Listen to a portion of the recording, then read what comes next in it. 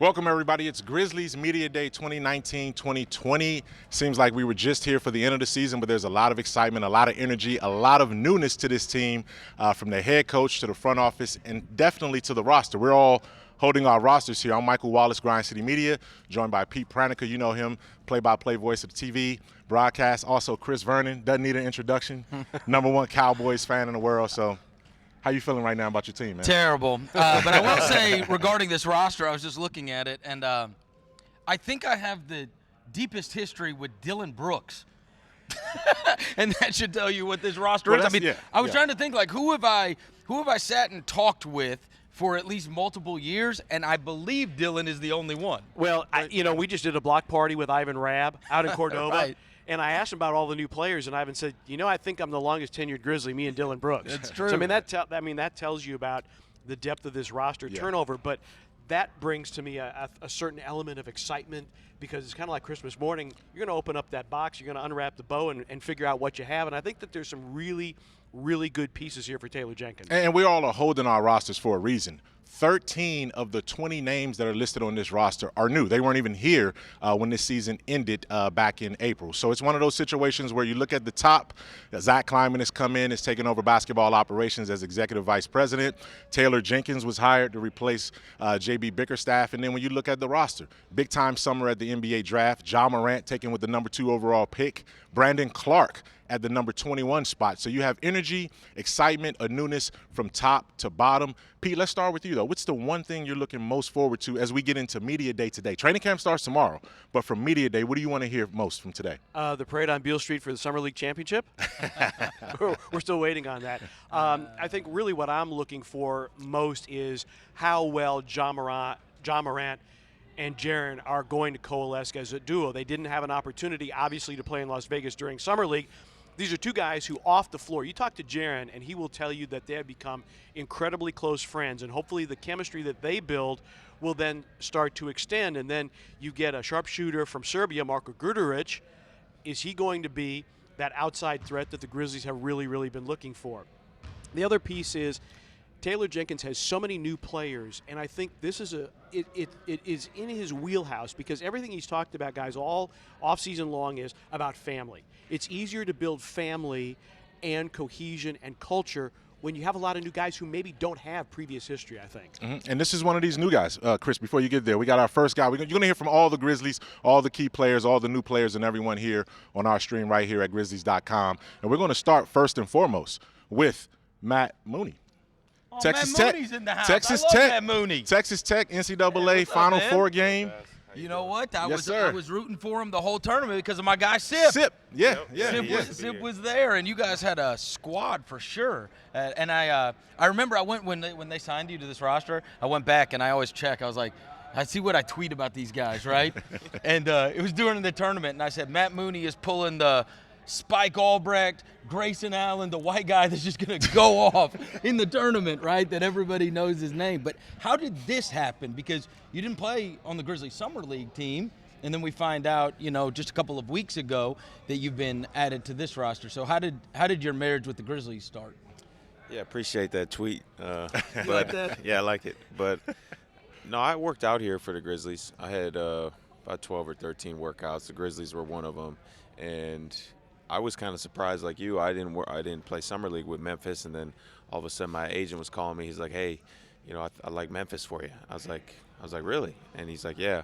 So it was, kind of just took the advice from my agent. He liked this spot for me and the new GM, and they invited me to come down and visit and work out again. So just ended up working out. Well, it's one of those situations, Matt, too, where we saw what you were able to do with the Atlanta Hawks in the Summer League there. I mean, you basically carried over that versatility. I know one of the things that the Grizzlies like about you was the fact that you could do a little bit of everything at that combo guard spot. How much is that going to be vital for you as you try to come in on this Exhibit 10 contract and make the most of your situation? Yeah, for me, I think, well, for the game, especially nowadays, it helps to be able to play multiple positions, on the ball, off the ball, and then – for me, I got a long ways to go. I just focus on competing every day and trying to get better, and the skill work this summer really helps with that. So, but definitely helps being able to play with the ball in my hands and off the ball like at Texas Tech. When you think about the end of that season last year, what sticks out to you? Do you think of the Final Four, or do you think of the loss? Like, which comes to mind? Does it haunt you, or do you think of it like that was the greatest time of my life?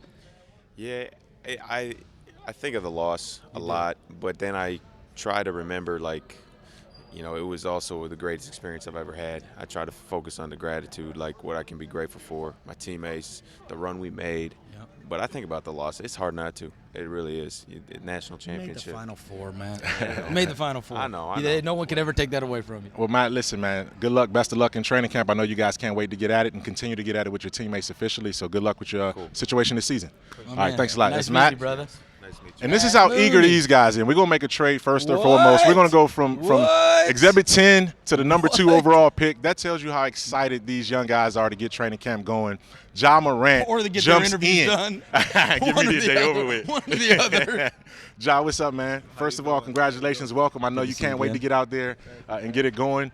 Let's start off with this, man. First and foremost, busy summer, number 2 overall pick. You got your family and everything relocated for the most part. Now it's about basketball. What are you most looking forward to get into training camp starting tomorrow? I'm really just looking forward to getting out and playing with these guys and just starting building our team and the culture that who we want to be. How much in terms of this summer, like everything's changed. You leave Murray State, you get drafted, you have a daughter. So like all of these massive life changes have happened over the course of what, like the last 2-3 months? Yeah. And so how have you been able to handle everything, right? New life, new career, new family, new house, right? It was a lot this year. Obviously, it's going to be an unforgettable year with everything that's happened. But I feel like my daughter just helped me get through everything, and she just motivates me to go even harder. So coming in to training camp, I'm looking to just push myself and try to get better each and every day. We didn't get to see you in Summer League. So, is it 100% health right now? We got the notice, I guess, last week saying everything's clear, he is good to go. Talk about what you went through with the minor surgery, and then I know you were frustrated not being able to play Summer League, but has it had any effect on you whatsoever? Health-wise. It was kind of tough not being able to get out there with the guys, but I just tried to do whatever I could to help them. And we came out with wins and won the championship, so that was good. It kind of helped a lot. But I actually don't feel like anything's bothering me right now. I actually kind of feel like I'm leaving the floor even quicker and jumping a little higher now. So I guess that's a plus. Ja, I want to get you out of here on this. I know you got a lot more interviews to do, but you and Tyus Jones, how much can you guys sort of play together? Tyus told me that he's looking forward to both playing with you and also behind you as well. But how much can a guy like that help you as you guys get on the court together? He's been in the league like a vet now to me, big brother. And, I mean, everybody knows his play and how solid he is. And I'm looking forward to playing with him too. Just make our job easier, putting both of us on the court. We both able to make plays for not only us but the rest of the team, and we can just push the ball. So. All right. Too quickly, who have you dunked on of these guys when you guys have been screwing around here? We have to know. Who's gotten dunked on by Ja already? I know. And what kicks are you going to be wearing? Hold on, where is he? What you got on now? He's safe. Okay. He's safe. He's safe. It was Jaren. Oh, no. Oh, no. And I'm wearing some customized Nike Adapts Ooh. today. What? No. I got to hear about the Jaren thing. Is it on a break? It was actually on a lob. Yeah. How many times have you brought it up? I haven't. I haven't. Smart. If we bring it up to him, what is he going to say? Lucky, it was backside. I mean, he went up to try to block it, and he just crammed it on him? Almost snatched the ball out the air, and I just grabbed it, dunked. He got it. Two hands? Yeah. Nah, I caught it with 2, dunked with 1. Ooh, that took hang time. Speaking of hang time, thanks for hanging out with us, man. No You got a good day, Thank y'all. big day today. Good Thanks a lot. We'll see you on that court tomorrow, baby. That's Ja Morant. Oh, no. Highlights already. You knew? Hey, listen, man. I mean, Word got around? Word sort of snuck out there. Oh, when word got plays around. like that get made. I mean, when I say who did you dunk on, and he says Well, you Ja? see, he had to look around. No, Jaren. That's what I mean. He had to look around. Jaren? He had to look around, man, make sure, Big Brother wasn't around. But, yeah, I heard it was one of those things where the whole gym lit up because it was a sign of that explosiveness that Ja Morant brings to the table. And when you look at what he can do at that point guard position, all of that quick twitch ability is back. So speaking of being back, Pete Pranica is back with us again. You're going to see guys coming in and out as we do 2019-2020 Grizz Media Day. Pete, you were right there. What did you hear from Jae that you liked? It's kind of like the Collinsworth slide on Sunday Night Football. Right. Well, I like the confidence. Anybody who has custom kicks that say, I got game, and his jersey number, okay, on the shoe, that's serious. What I like about Jae is I see a maturity beyond his years. Mm-hmm. He's the rookie that doesn't look like a rookie, and yet he hadn't played any summer league. Obviously, he's established a tight bond with the group that we have right now. So, if you're going to have a point guard, you have to have a leader, and I think that his personality and his ability to mesh with Jaren will be huge for this basketball team. This is a team, guys, that I don't want to use trust the process. Right. This is not as bad as Philadelphia was, but you get a coach from the San Antonio coaching tree. You commit to him. You have young players. You are trying to build for something that's going to be really special a couple of years down the road. And that to me, what this season is about, plus the athleticism and the excitement and really a new brand of basketball. I'll tell you guys, I've been here from the ground floor, and there has never been the level of excitement for a player. Speaking of the San Antonio coaching tree, goodness. Speaking of the San Antonio tree, obviously. There has never been as much excitement as there is for Kyle Anderson, Morant, and what people are saying, because we had OJ, but the team was awful when they drafted OJ. No, seriously. Okay. Like it was in the middle of 20-win seasons. Right. And so OJ was going to be like a big star, right? And so there was a bit of excitement, but the Memphis Tigers were so great at the time. Right. People were so down at the Grizzlies. Right now, people are high on the Grizzlies. They love the team, and they've drafted a guy that they think might be able to be a future star. And they're getting a guy Which back. one is it? Which one is it? This one? It's this one. That See, one? you can't even tell, and that's a good know. thing. And speaking No of scar. getting a guy back, Kyle Anderson is a guy, obviously, last year went through the shoulder issues, shoulder surgery. Kyle, you coming into this training camp, fresh, recovered, rejuvenated. First of all, first and foremost, where are you from a health standpoint, and how do you feel right now going into camp? I feel solid. I'm making progress from my injury. I don't think I'm at 100 yet, but I am making the progress, and I feel it getting better myself. So I'm happy with how the recovery process is going. I'm not sure if I'm ready to compete yet, but, I know I'm working towards that, and it feels better every day. How long had that been a thing, the shoulder? How long had it bothered you? Yeah, it's been a thing for about, 2-3 seasons now. At the beginning, I didn't want to tell anybody. I just kind of kept it to myself, but, it started bothering me last year where I knew I had to do something about it.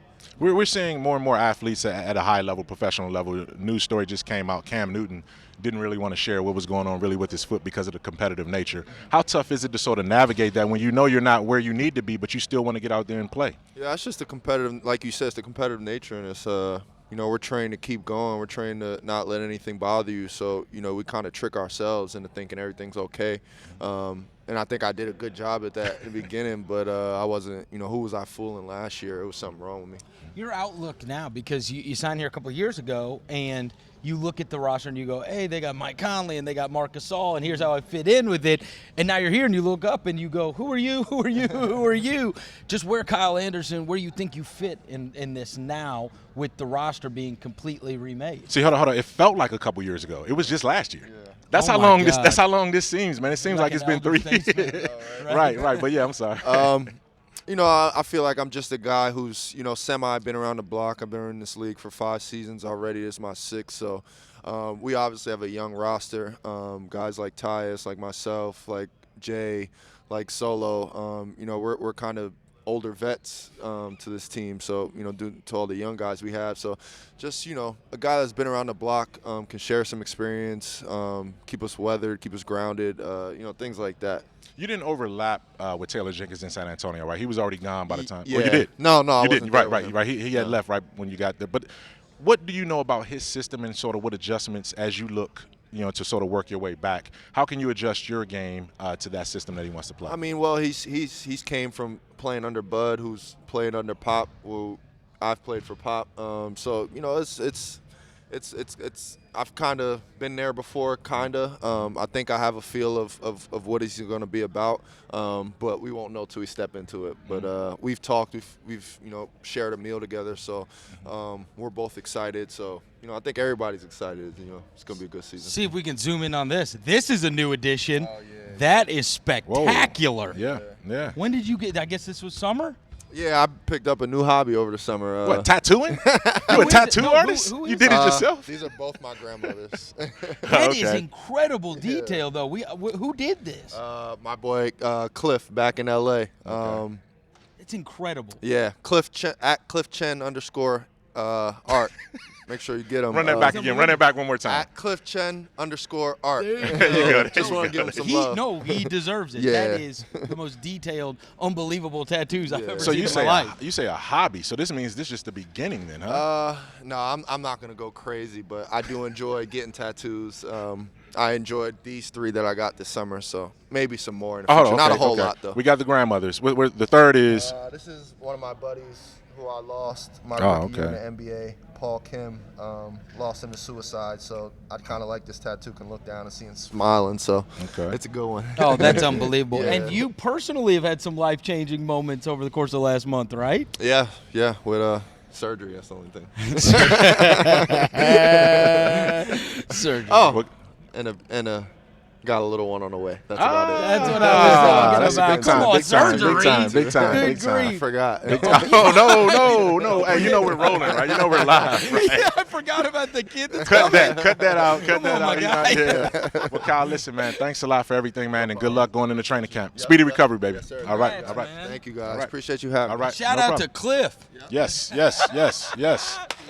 Oh, All of my those, goodness, the all New of those, Jersey guys now listen, gotta man. start dabbing all up. of those disruptions you heard on our broadcast, on our stream right here, the balls bouncing, guys That's laughing, me. disruptions. This guy's making all kind of noise in the house, but it's good to have him back, right? Yeah. Brevin Knight, what's yeah. going on, man? Man, nothing, man. I'm excited. Missing his tea time right now. No, the course is closed on Monday. Oh. So you knew that. I knew I could be here, and I was even early. Early. Yes, he was. Early. So you're excited too, man. Heck yeah. We talked about what makes us most excited about coming into this season on Media Day. What are you looking at when you look at the roster, the newness, the energy? I think it's more so just the newness, Mm-hmm. the youth that we have on this team, but the combination of vet guys that have played the game, Mm-hmm. and a lot of young guys with a lot of upside. The other thing that I'm excited about is that we can finally not have to be in between. Are we get grit and grind, or are we what's the future?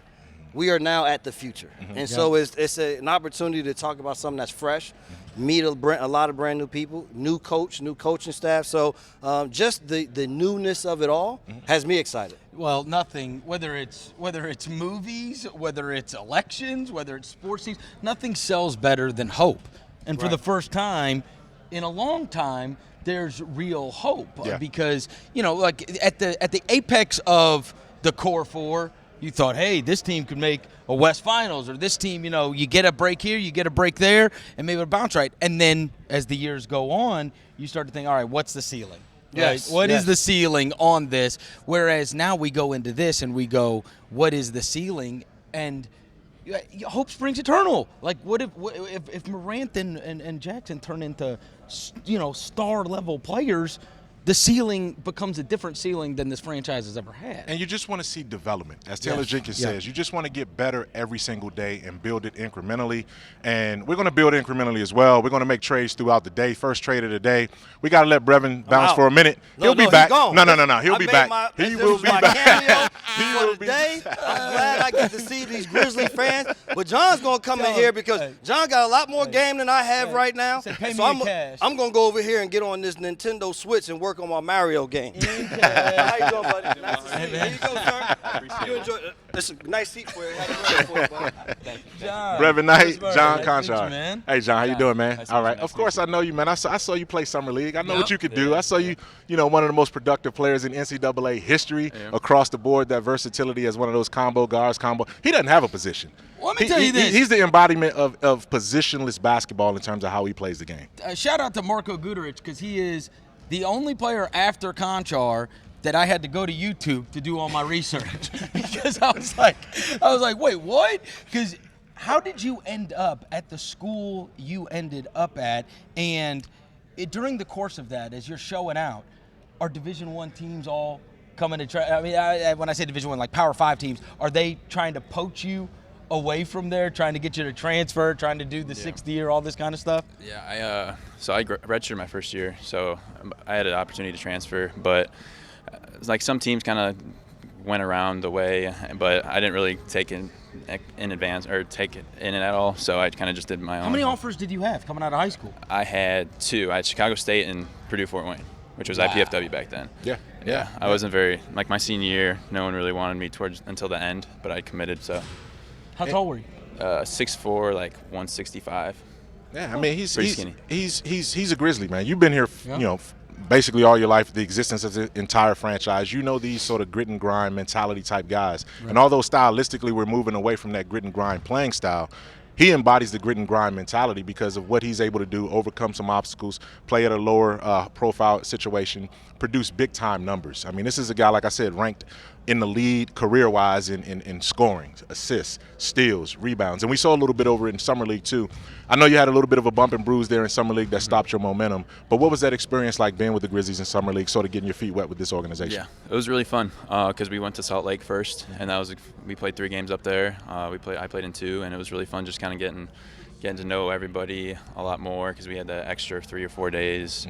It was just a fun overall experience. Then we went to Vegas, played a couple games there. Sadly got hurt a little bit, but it was a good time to be up there. As you've been here throughout the summer, and you've been in Memphis a while now, what have you found that you liked? Is there a go-to yet? I don't have a go-to yet. No. Sadly, no. I haven't really been out. Like I kind of just food-wise. I haven't had any barbecue yet. Everyone tells me to get barbecue. Yeah, right. No barbecue yet. What is happening? Hey, we gotta fix that. You gotta fix that tonight before y'all get on a practice court, right? Like you can't go wrong. He said what places? What would you recommend? Oh, Rendezvous. Yes. There's Central Barbecue right up the street. There's Barbecue Shop. I mean, we got 1,000. You can't go 2 blocks without running into somewhere, someplace to eat. But you got to work it off too, though. Like this might not be the time to start loading up on barbecue, man. All right. Training camp. But listen, we're looking forward to seeing you. I know the Grizzlies prioritize you. One of the phone calls I got the night of the draft after the draft wrapped up was, "Hey, we're going to be signing John." And they made you a priority right after the draft, man. So good luck. That's the wishes going into training camp, right? And all the analytics guys called me that night. They said, they love the analytics guys. Love you. They love you. All right, so we're gonna segue. Grizzlies training camp 2019-2020 is here. The elder statesman. And we got one of the longest tenured vets on the team. Longest tenured vets on the team. I remember when he got drafted and he threw out the first pitch. It seemed like it was just 2 months ago. It is crazy. But now this is Ivan Rabb, obviously going into year 3. One of 2 or 3 players on this roster who've been here at least 3 seasons now. And now he has to show everybody where the locker room is, right? Yeah, exactly. I'm showing everybody around. Well, it's changed since he's been here, too. I know, right? He remembers the old locker room. Telling old war stories. Yeah, exactly. Ivan, what's this summer been like for you? I know you were one of the guys that did play summer league and then went through the offseason trying to get your game right, get your body right. What's the last couple of months been like for you as you approach this? Last couple of months, I've been just trying to tune up everything. After summer league, I saw some stuff that I needed to work on, and I just wanted to fine-tune everything and try to get in great shape. Play as much open gym as I could, and just try to get out there and get my feet wet before the season started. I almost feel like in the course of your NBA career, things continue to change. So, like when you first come here, it's like, all right, we need him to play down low, we need him to rebound, so let's put a bunch of weight on him, right? And then it's like, well, wait, nobody's down low anymore, and now you got to face up, and we need Ivan to be able to knock down threes. And so, even the course of these 3 years, if you can speak to the kind of transitions you've been asked to make, and like now in this NBA with this team, how you feel like you fit in. Right, yeah, like you said, my first year it was just like they wanted me down there on the block, and once I got my feet wet in the games, I started to score a little bit and rebound and do stuff like that. And my second year, kind of just halfway through the year, they wanted me to space out and start shooting threes, and I made a few. So, I mean, this offseason I've been just trying a lot of threes, and just trying to be comfortable whenever I shoot it. Coach's motto is just let it fly. So I'm trying to get adjusted to that, and just like whenever I catch it, look to score. Yeah. And I feel like when I've been played open gym back home and stuff like that, I've been just working on that, just changing my mindset and just shooting it. This is a guy that, just last year when they wanted him to shift towards making more threes, went down to the G League and was G League Player of the Week. You know what I mean? For what he was able to do, knocking down all those threes. So Jenkins comes from Milwaukee, and we just saw. I mean, Brook Lopez was one of the premier post scorers in the NBA. Guy was shooting 10 threes. Right. Yeah, he's shooting it from deep too. 20 threes in the. I mean, so it's just practice, right? Like you can turn anybody into. We saw it with Mark here. Yeah, it can happen. Mark had more in the first season under Fizdale than he had in his whole career combined. Absolutely. It can definitely happen. It's just all repetition and just the coach believing in you wants you to do that. So that's what we're doing. And Ivan, I want to get you out of here on this one here. Again, there are some challenges with playing with 3 different coaches in 3 seasons. I mean, no question. it's tough no matter what sport, at what level you're playing at. But for you, how do you sort of set that aside and focus on, number one, taking it day by day, making this team, securing a role on this team through training camp one day at a time? I think it just goes back to the work. You just have to believe in what you do all summer. It's not always going to work out. You don't always play your best, but at the same time, you always got to come in and compete every day. And I feel like that's what I've done this summer with our workouts and do different things like that. And I just want to continue to bring that mindset and just show that I belong. Who was at those California Open gyms that you were talking about? Man, a lot of guys, a lot of overseas guys. We had some pros come back, so it's been a lot of fun. It was a lot of fun. All right, thanks a lot, man. I know you're looking forward to getting it going. Yes, sir. All right, good luck with training camp starting tomorrow, man. All right, Training camp starts tomorrow, media day today, Grizz 2019-2020. And we're going to keep it rolling with that front court. It's deep. We got a lot of energy, a lot of athleticism, a lot of smarts. And this is Brandon Clarke, number 21 overall pick. Had to wait a little bit in order to get his Grizzlies indoctrination going because of the trade. And then went on and won MVP of the MGM Resorts Las Vegas Summer League. Man, I mean, I know that's exactly what you were hoping to do, but that was just an introduction. Tell us a little bit more about your game and how your summer went since then. I know you've been working on a lot. Yeah, it's just been work really for me. Just kind of just trying to get a feel for the NBA game really. Just kind of during the open gym runs, just kind of getting that feel for it. But it's just really been working on my shooting and my dribbling. Also just kind of learn how to play in the flow of the team, kind of learn how to play with the guys. But really it's just been, working on me really and my shooting and my dribbling and stuff that I can get better at. I ran into one of the guys from the front office last week, and he's like, Brandon Clarke's going to be able to knock down threes. Yeah. And I was like, oh, yeah? Yep. I mean, you knocked down a couple at Summer League, Yeah. but that was the knock, Yep. coming out. It was like, all right, here's what this guy does all this amazing stuff, but he can't shoot. And then you came out in Summer League, knocked down some threes, and evidently those that have been seeing you here in the pickup games, etc., that has come along very fast for you. Yeah, exactly. I mean, I've said a while ago that I feel really good shooting the ball from the NBA range. So, it's just been something I've been, working on a lot because I know that fours in the league, they really have to shoot threes. So, it's just been something I've been working on and something that I can bring to the team. And that's the thing, too. I think it's almost unfair to really characterize it as a knock because you weren't really asked to do that at Gonzaga. You had a different role there. And when you were asked to shoot more threes, you went to Vegas, shot better than 50% from three-point range, made more threes in Vegas Summer League than he did at all in terms of his college career at Gonzaga. So it's one of those situations where being that versatile playmaker is something that's in your game. You just hadn't had a chance to sort of bring it out. This is a coach and an opportunity for you to bring it out, no? Yeah, no, you're right. When I was a Zag, I feel like our team was just better when I was not shooting threes, really. Because I was shooting almost 68% in the paint. So why go out, right? Yeah, it was kind of tough. I was like, why would I shoot a three when I can just either drive and finish or get my teammate a three? But now obviously I'm in a different league. So Coach too is really big on just having us all just shoot threes. Really, he just really doesn't want me to ever second guess shooting threes, and so that's also gonna really help me and the players. You were great at finishing lobs. You had guards that threw you a lot of lobs when you were at Gonzaga. Yep. We didn't get to see the Morant, Brandon Clarke tandem in Summer League. And obviously, no one has been privy to be able to see it here. Yep. What's it look like when you guys have been in open runs? Yeah, it's been fun. First off, Ja's a really, really awesome player and a great dude.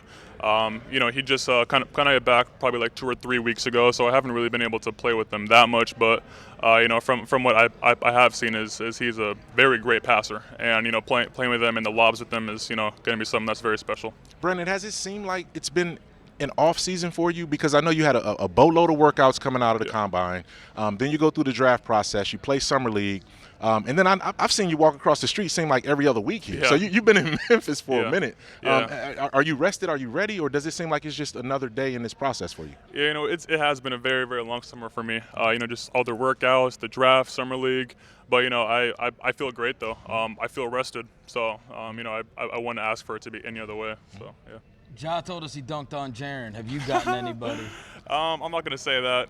You're not going to tell us if you've dunked on anybody here? It hasn't been good enough, really. I might have got some small ones, but nothing really great yet. But Ja did dunk on Jaren, I think, on his first play back, which was crazy. Oh, No, we all went crazy. But you know, I'm sure that Jaren is gonna get job back in the future. So I'm definitely looking forward for that matchup.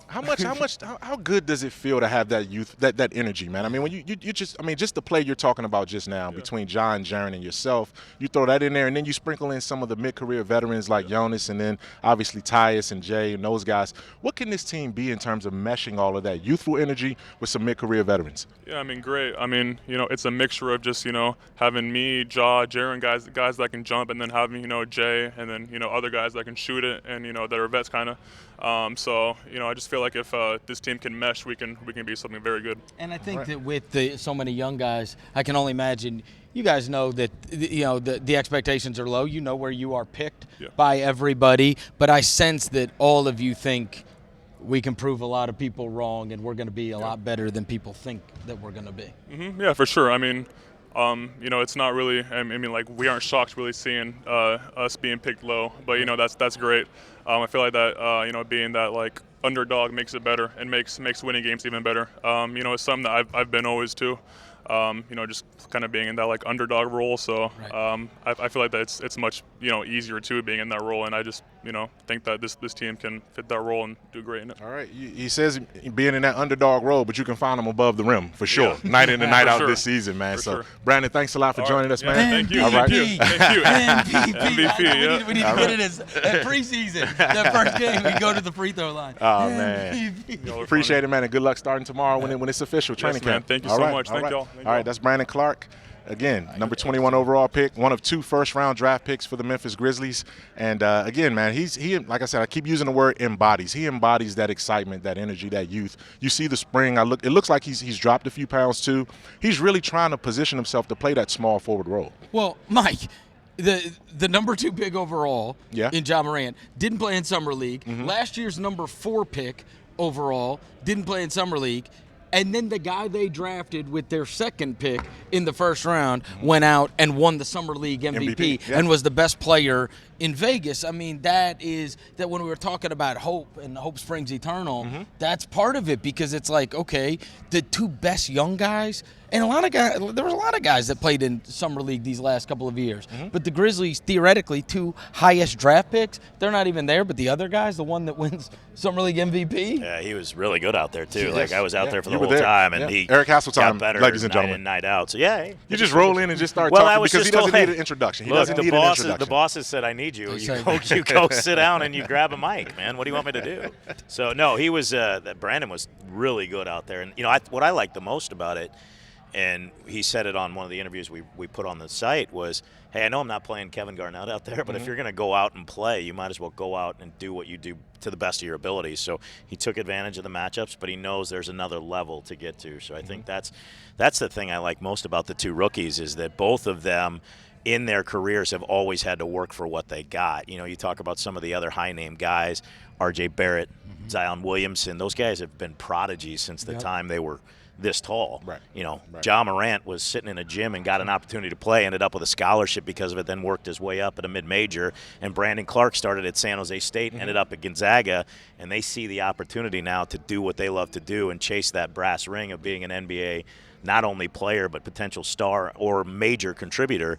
And they know they have to work to get it, and I don't think it's not in them to do that. If that makes sense. And in Clark's case, not only does that happen, Eric, then you fast forward to the draft. He clearly should have been drafted a lot higher than he was, right? This is a guy that some people had as a lottery pick, some people even had as a top 10 pick, and the Grizzlies are able to make a trade to swoop in and get him. And I think you always want to see with somebody like him, like what translates, and all of that stuff that he does. Rim running, blocking shots, being active, racing up and down the floor, like it all translated immediately. Right. Well, he was top 5 in the NCAA last year in field goal percentage offense and block shots defense. So if he's going to give you nothing else, it's going to be effort and energy in the paints on both ends of the floor. You know that. The knock was his shooting, yet in Vegas he stepped into multiple opportunities from beyond the three-point line, and the shot looked fine. I mean, that's the thing. It's one thing if the shot looks like there's a mechanical flaw the elbow's flying out, or Right. you're at an awkward angle. But a guy I remember having really good form and mechanics was DeMarre Carroll. But when he was first here, he couldn't make a three. You give him more time in the gym and more repetitions with that good form and good technique, and eventually it will come, and it did for DeMarre. And I think Brandon's got that in him, and he's got, again, that work ethic to put the time in the gym to get that muscle memory, to get that range on the shot. It's the one thing you can always improve. You can't teach somebody to do what he does above the rim. Right. You can't teach him to put his head at the top of the box. You can teach him how to shoot from 22 feet, 23 feet, and do it with confidence. So he's got the base, and like you said, I think he should have gone higher. I think there was that knock, the outside shot, the age factor that guys now want to go younger, try to develop a guy. Right. Give me a guy that's been seasoned and knows how to win, and they know how to win up in Gonzaga for sure. Well, one guy that certainly knows how to shoot is going to be our next guy. So, Eric, if you can I'll get rejoin out of us. here, sure. I don't want to say step aside. I just want to say rejoin us. No, I'll just pass it off. Marko Gudurić. Marko. Marko Gudurić is coming over. Good to see you. This is one of the best shooters. What's up, brother? One of the best shooters in the world. Just got back from China where he helped. In the world? Yes. One of the best shooters in the world, man. go. One of the best shooters in the world, no question about it. We'll see. Won Turkish League. We'll see. 3-point shooting championships, obviously. EuroLeague, one of the top 30 rated players in all of EuroLeague basketball. Coming back from helping Serbia over there in the FIBA World Cup, have an impressive finish there. Marko, first of all, welcome back. You know, it seems like it was just not too long ago when we were good to talking be here. after you signed your contract with the pen that your friends gave you. We were talking about shooting, and that's one of the things that this roster can certainly use an infusion of. What do you hope to bring to this team now that training camp is here and you guys are going to really get after it starting tomorrow? Yeah, I mean, definitely, like you said, shooting, and but I mean, like I said before, I'm trying to do a little bit of everything, and I will give my 100% every day on the court, just to get better and to work hard, and hopefully we will improve as a team and as individuals, and that will be enough for some good results. Okay, so how did this happen, this union, signing the contract with the Grizzlies, and why were you not in the NBA already? I don't know. I guess that's a question for some other people. I don't know. I was just giving my 100% every day, and I work hard, and I'm glad that I'm here. I think I'm still young, and it's a good timing. I have experience playing some important games and big games, and I think I can bring that also to the team. No, I didn't mean it as a slight. I meant that as like, you have the opportunity to go play in summer leagues or go and do whatever. But I mean, you were comfortable playing in Serbia prior to. Did you just feel like, I'm going to play here, I'm going to play in my country, and they'll come find me? You know what I'm saying? I'm not going to go seek that out. To be honest, I didn't have any chance to come here, any calls. Like, I think I was not looking for it. Like you said, I was just satisfied where I am, and then coach from Željko Obradović, Serbian coach, and he's like one of the best coaches in Europe and I think in the world. He called me to come to Fenerbahce in Turkey, and it was like lifetime opportunity for me, and I think I learned a lot in those 2 years with him, and helped me a lot just develop my game and bring it to the next level. So, I was going to say one of the things that people might not know though is that the level of basketball that's being played right now, particularly out of Serbia and internationally. I mean, this is a guy you talking about coming over to the NBA. Yep. Well, he doesn't have to leave his home country to play with Nikola Jokic, Bogdanović, Boban Marjanovic. Those guys were on his national team. So when you're playing at that level. Well, that team was loaded. And Vlade Divac is there as a legend, and Peja Stojakovic is a legend. Bielitsa. These are guys. These are guys that if you can play with them, you can certainly play in this league. Absolutely. So what did playing with those guys sort of help you understand about the transition of coming to play in the NBA? He helped me a lot. I mean, and I was asking a lot of questions, especially Bogdan, because he's the same position as me, and we know each other for a long time, and I'm really good friend with him. So he just, speed of the game, I guess. He told me I have to be ready physically, and then just don't think about it. Be free, feel free, and just be in the gym every day, work hard, and that's it. From the first day, you have to compete and try to beat, first of all, teammates on the practice, so you can show coach that you deserve to play, and then once game starts, I mean, you have to beat your opponent also. What has been the culture shock?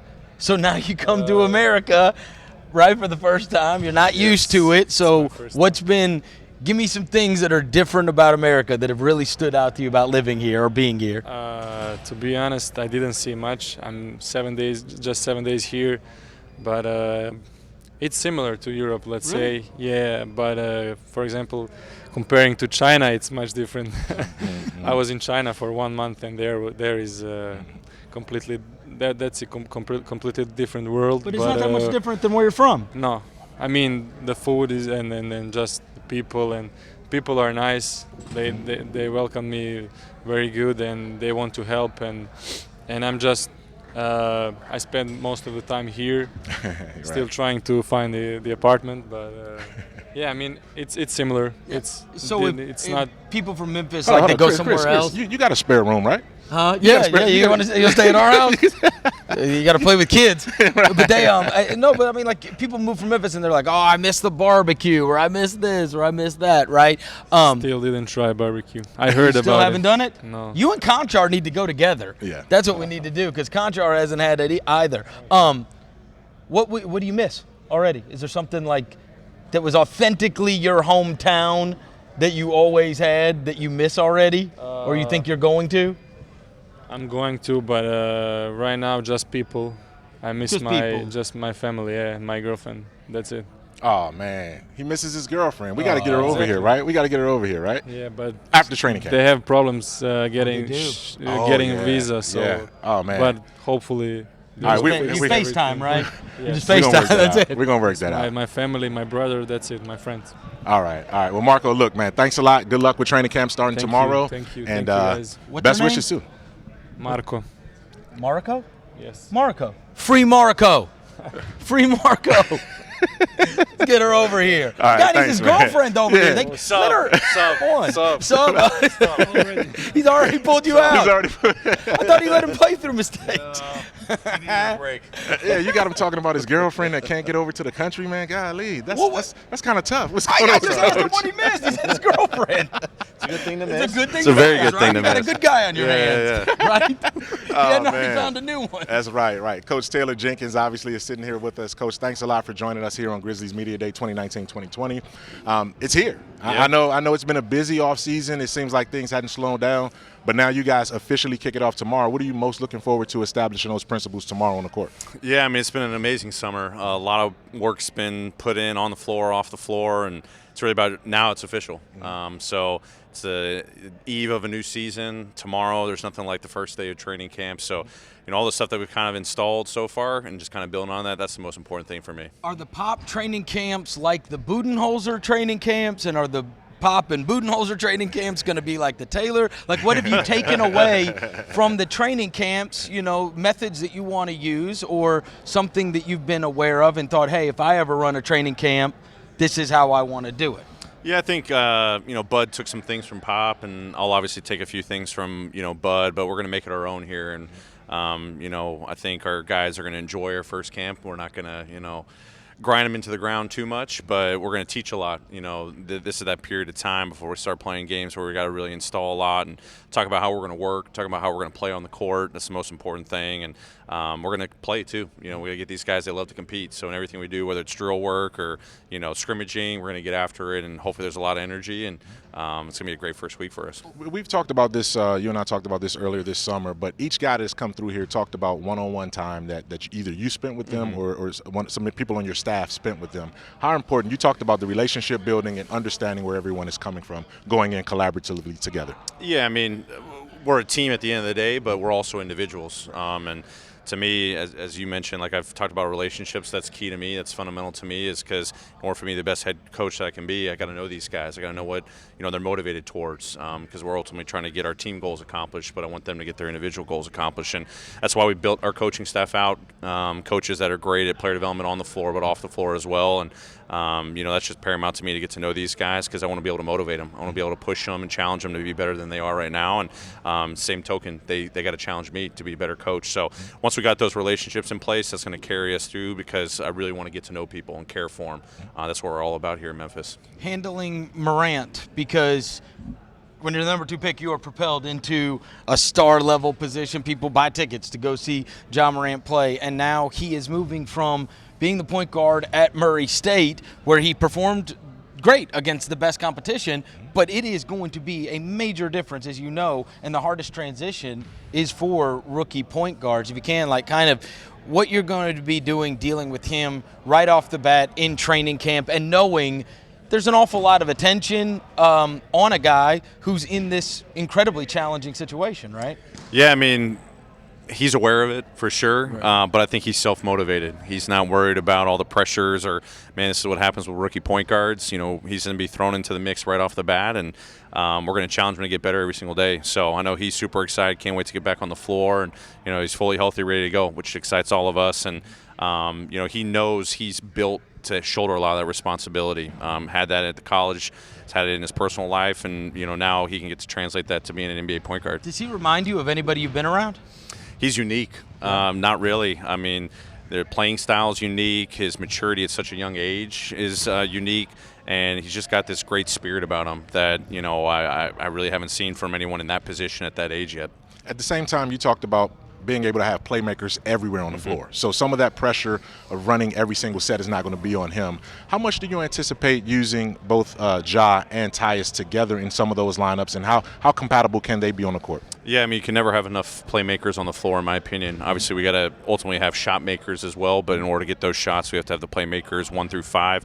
There are definitely going to be times. I don't know exactly what that'll be. You know, we'll see how it all plays out, but to be able to put 2 unselfish playmakers in Ja and Tyus on the floor together, it's going to be something that we're probably going to utilize. To what extent, I don't know yet, but we've definitely had a lot of conversations about that and utilizing their strengths, which I think is going to make everyone else on the roster even better. Especially with the way you play. I know you're not going to be a guy that plays 8 guys regularly every night, but is it 10? Is it 12? Like, how deep do you go on a bench? Because you have so many different guys, and there's log jams at so many different positions, especially on the wing, right? We look and we see, okay, Jae Crowder's back, and you got Kyle Anderson who's back, and is Kyle going to play more 4 or more 3? Like, on and on. I mean, it's hard to figure out when you look at the roster, right, who's not getting minutes. Or it's a good problem to have. Right. Yeah, I think it's a great opportunity. I mean, we've got a deep team, talented team. They're going to push each other, and that's what training camp and preseason is all about, is really getting the guys that are really going to stand out and bring it every single night. So it's going to be a fun challenge. I definitely am not going to be a coach that's going to play 8 guys, maybe even 9. Like, you know, we'll probably start off with 10 because over an 82-game season, you want to be smart about their health and put them in a prime position to be successful on the floor. So, you know, we'll see how it plays out. And just because you're in the rotation game 1 doesn't mean you're in game rotation 10, 20, 30, 40. You got to stay motivated and hungry and keep pushing yourself. When you have Valanciunas and you have Jaren and you have all these threes, as I mentioned, Crowder, etc., and then you have Ja Morant and Tyus, the biggest question is going to be 2 guard, right? And you've got a bunch, right? We just talked to Marko. You've got Grayson Allen. Is Dillon Brooks a 2 in your mind? Is he a guy that can play 2? Yeah, I mean, the way I look at it, and it's funny how the league's evolved. You've got 1, 2, 3, 4, 5. Right. That's the easy thing to say. It's playmakers, it's, you know, guards, it's wings, it's bigs, in my opinion. So whether you're 2 or 3, you know, sometimes the wing's a bigger position, sometimes it's a smaller position. You just never know on a given night. To me, he's a playmaker, shot maker on the perimeter. He's a wing player. I think we got great wing depth. Obviously, you talk about Dillon, Grayson, Marko, you talk about Jae, Solomon, Kyle. Like, we're going to have a lot of guys that it's going to be hard to choose from, but we know they're all playmakers, and then, you know, getting them to be those shot makers at the end of the day is going to be a big key for us. And, Coach, we'll get you out of here on this one. Have you had your sort of pinch me moment yet? Because this is a new opportunity you're stepping into as well. Later, happy birthday, by the way, too. I know you had a birthday last week. 35 years young. Yeah. Stepping into this opportunity for the first time. Do you feel that, or is it just you nose to the ground and just working? Nose to the ground. No pinch me moment yet. I mean, there probably will be one. You know, butterflies in my first game, which should always be nervous. You know, keeps you motivated and keeps you hungry. For me, I'm just nose to the ground, like you said. I just love what I do. I love to teach basketball. I love the environment, the competitive environment that we're going to build here. Love being around the group, players, coaches, staff. It's what motivates me every single day to give back and, you know, be a part of the game that I love so much. So that's all I'm focused about. I realize I'm a head coach. There's a lot that comes with that. But if I don't just love the game and focus on that, then I won't be my best self. Where's the Summer League championship ring?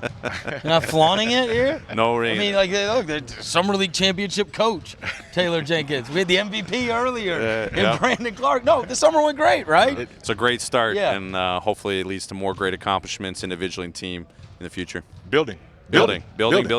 Absolutely. And he's had the barbecue here. Unlike a couple of the players, he's had the barbecue here. They haven't yet? I guess that's where I need to take him to dinner. No. Training camp starts. Marko, yeah. we've at least had 2 or 3 come in here and say, you don't want to pack it on them yet. You don't want to pack it on them just yet. Yeah, they're being mindful of their bodies, and we don't want to stay in shape. The coach is judging them. They don't serve it downstairs with the chef. No, You got to sample it first to figure out what's good. First. You got to It's prove all it for salmon and rice and turkey burgers down there. Coach, thanks a lot, man. Yeah, and we're looking thanks, forward to Mike. getting on the court. All right? Thanks, all right, fellas. All right. Have a great season. All right. You too, Coach. Jenkins. Taylor Jenkins. Another First by Grizzlies the way, another Okay. reason for hope, right? Absolutely. So unknown. Absolutely. It's like Absolutely. we don't know. Yes. Right? Yes. The summer league returns were unbelievable for the young players No and question. for The front young office, coach. the young coach, the Right. front office, the assets that they built in terms of the trades and everything Right. that came in. So it's a lot of, as you say, hope springs eternal. We'll see where it goes. But we're going to take a break, and we'll be back with plenty more. We still got to get Jaren Jackson and several other players in here as well. So thanks for keeping it locked with us on Grizzlies Media Day 2019-2020. We'll be right back.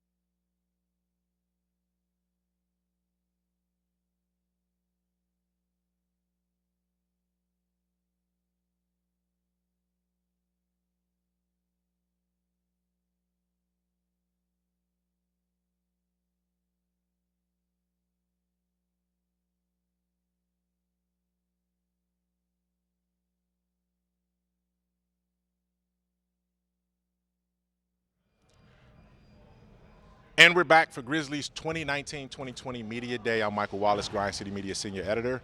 My man right here, you know who he is. He doesn't need any introduction. Chris Vernon from The Chris Vernon Show. And the dapper, always dapper, Pete Pranica. When it got changed on us. Jumped in the phone booth. Listen, man, we took a 2-minute break, and then he jumped in the phone booth and came back. And I don't know. I get this email saying, you know what, you need to do a photo shoot.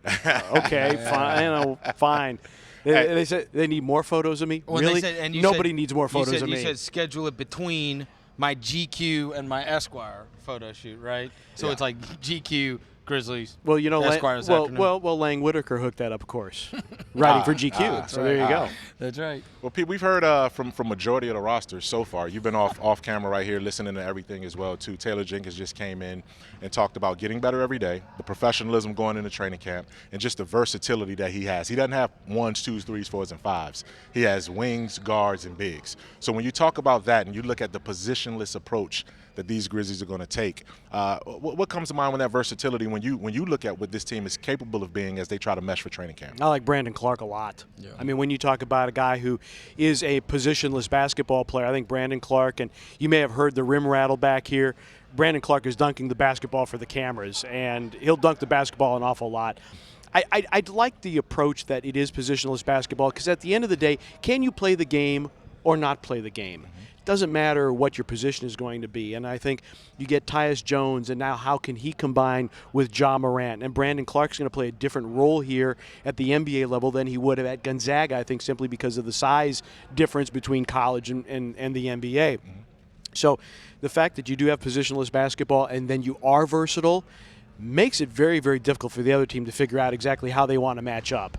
You know, if you don't set yourself in too rigid of a setup, you're going to be very, very hard to scout, and I think very hard to deal with. Well, and you've been calling these games for a long time now, Pete, and one of the things we talked about so much is, like, the hope of the upcoming season, because you got so many unknowns, right? Like, what kind of coach is Taylor Jenkins? What's going to be the ceiling on a Ja Morant and a Jaren Jackson and whatever else? And, you know, 2 seasons ago was absolutely miserable. Post-trade deadline was fun again, right? Like, I mean, that's when it got fun. But now for this season, just in terms of calling the games every night, I've got to imagine you're infused with a bunch of, you know what I mean, excitement and hope, because it's like, you know, we knew what the ceiling was on teams before. Whereas this one, the expectations, you come in low, so anything that's good feels spectacular. Anything that's bad is like part of the growing process. And then we don't know, like, what the ceiling could feasibly be in 2, 3, 4 years down the road. Yeah, exactly. I think you have so many more stories that you can tell because it is a largely new cast of characters. And I go back to something a few years ago when your good buddy Tony Allen was signed by the Grizzlies, and there were like 4 or 5 media people in a locker room, and nobody knew what this was all going to be about. And what you have now is you have a largely new cast of characters. And, yeah, there's excitement when you have established team, established roster, and you know what you have. But there's something also very intriguing about having something that is a little, I don't want to say unsettled, but is new. Right. And nobody knew, going back to the Tony Allen example, nobody knew that was going to be the start of grit and grind. You signed Zach Randolph, and people in Memphis are going like, what are you doing? That was the start of something new. This is the start of something new, and I think this is why, you know, fans should jump on board, because the future is bright and there is upside, and it is all brand new. And I know that Rob Fischer is going to bring out some new clothes this year as well. I mean, right? Yeah. So now I have become insanely underdressed. Yes. In this situation, which I'm not appreciative of. That's all right. At all. But we were talking about, you know, like, doing the games this year, like, it finally got fun again, like the last 20 games of the year last year. And why? Because it was all new guys. It was Avery Bradley and Jonas. And it was like new stuff happening for the first time, right? And running up and down the floor. Yeah, thank God. Look at these shoes. What? Did Fish loan you some shoes? Fish called me up and was like, BK, you got some outrageous ones, wear them. And you did. I went for it. And you did. So now you're in the... That's what happens with a New York G-Men. Win 2 in a row, baby. You pull out the G-Men shoe. You're in the seat now to ask questions. I was going to say those are giant blue. Well, Roberto just hit me with something here and saying that I am in the question-asking seat, which is not good for me, because when I got involved in this media side, the one thing I told him was, do not put me in the question-asking position. You did a really good job a couple times you did coaches interviews last year. But I told Fish this also. It was the 2-3 times that I did it. Those were the most nerve-wracking days that I had throughout the whole season. That's where you got the gray in the beard. The gray was a lot of gray. Now what happens when you have 3 kids, 2 in college. You get, and then your wife comes and stays with you all the time. You get a lot of grace. Chris was talking about, you know, it being different. I don't know about you guys, but it's been a weird off season to me, because when you measure the expectations of what this team's going to do this year, compared to the excitement of the fans, it doesn't really add up. I mean, it's bizarre, and I guess it's that newness that is just making people really excited about the future because there's a vision right now. There's a vision and there's a plan, and I think people are fired up about it. Well, it's the one thing that we say first in regards to the season is one of those things we think it's going to be an exciting year, but we don't have really big aspirations of what the win number or total will be. But we will see movement as to where this team is going, and I think that's what the hope and the joy is for all of the fans along with us, is that at least now we're at a position where you can see the future. For the last couple of seasons, we couldn't see it.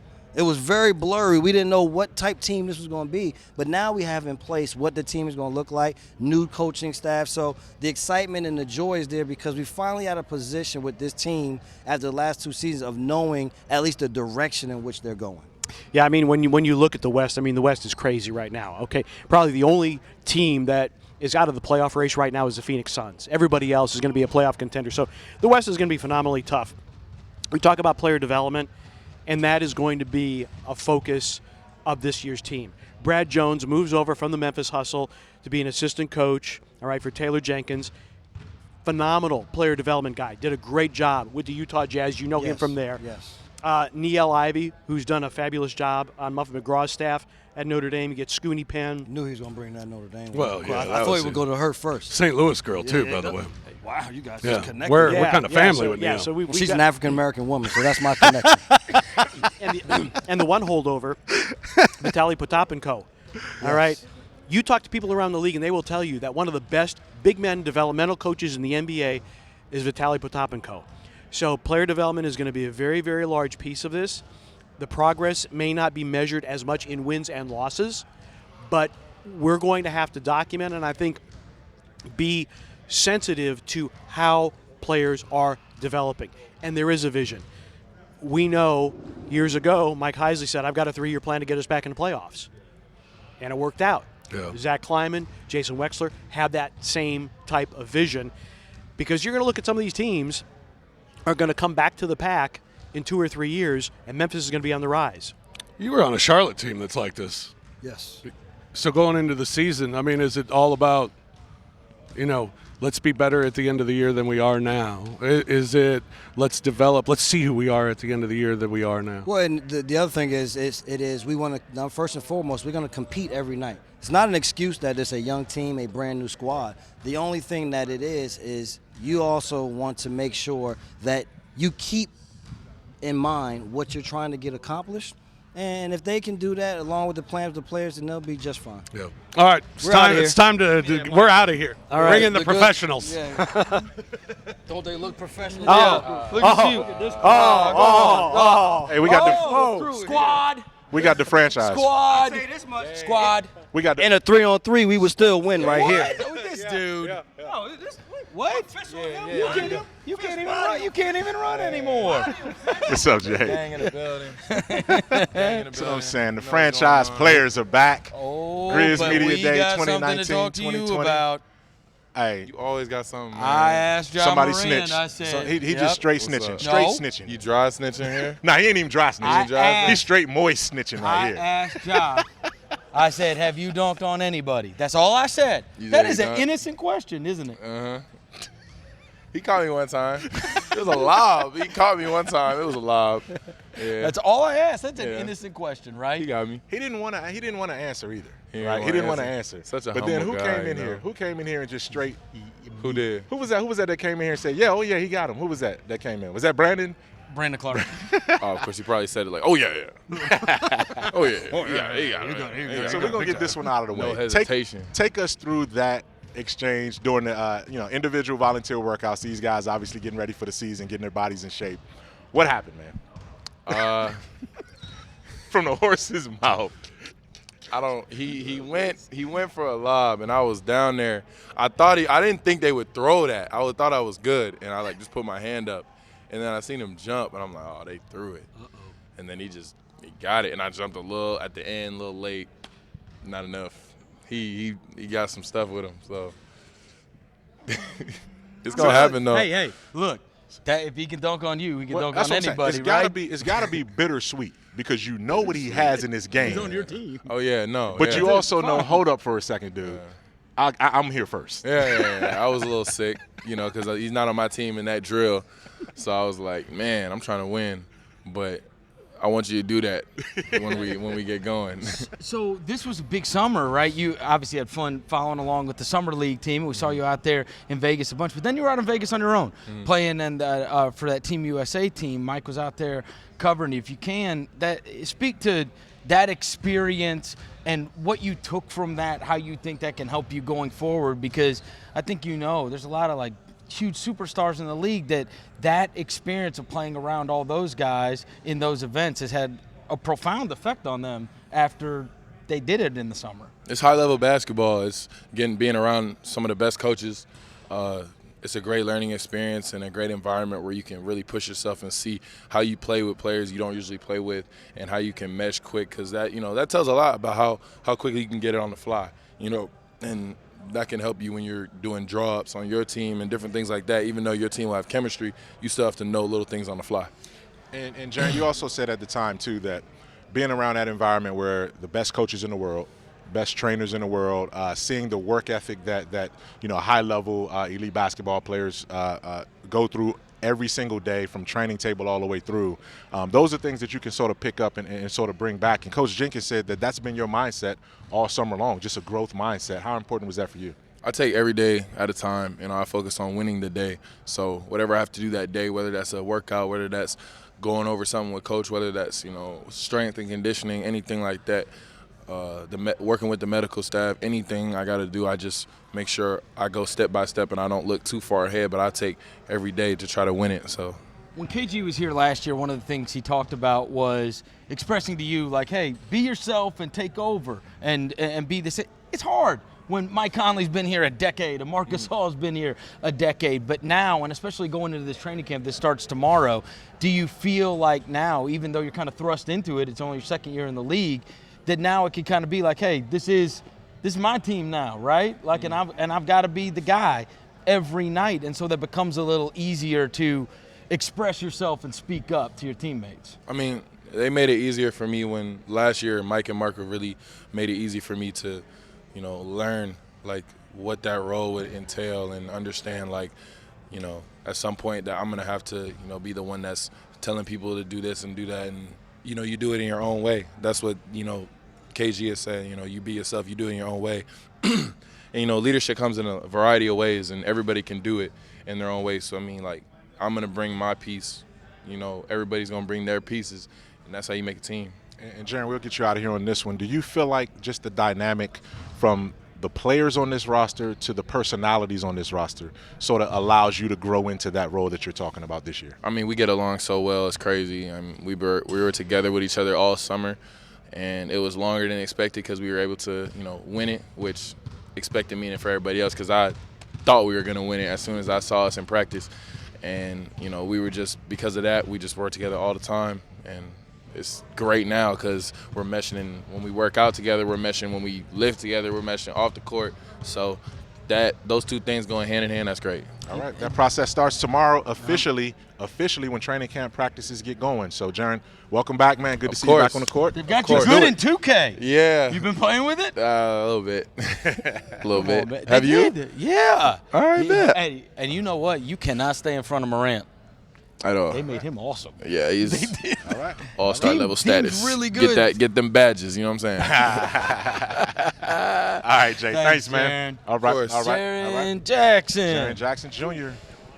The franchise. Jaren's gained. He's probably gained about, I think he told me he gained about 12 pounds. He lost a little bit of it too, though. Ask, though. And then he grew it half of an inch. So he's a legit. He's the Garnett 7 foot now. They're but he wants to be 6'11". They're making him do the. That's the new NBA rule? Yes. Have they already done it? They hadn't done it. They're requiring it this time around. Okay, so they have not done the this is your real height? Not yet. Without they'll shoes? They'll update that really? for sure. Hey, what's up, brother? Solomon Hill, what's How's going it on, baby? going, man? All right. As we said, coming into Grizzlies 1920 Yep. Media Day, 13 new players out of the 20 that's on the training camp roster. This is one of them, but this guy's been around the league for several years.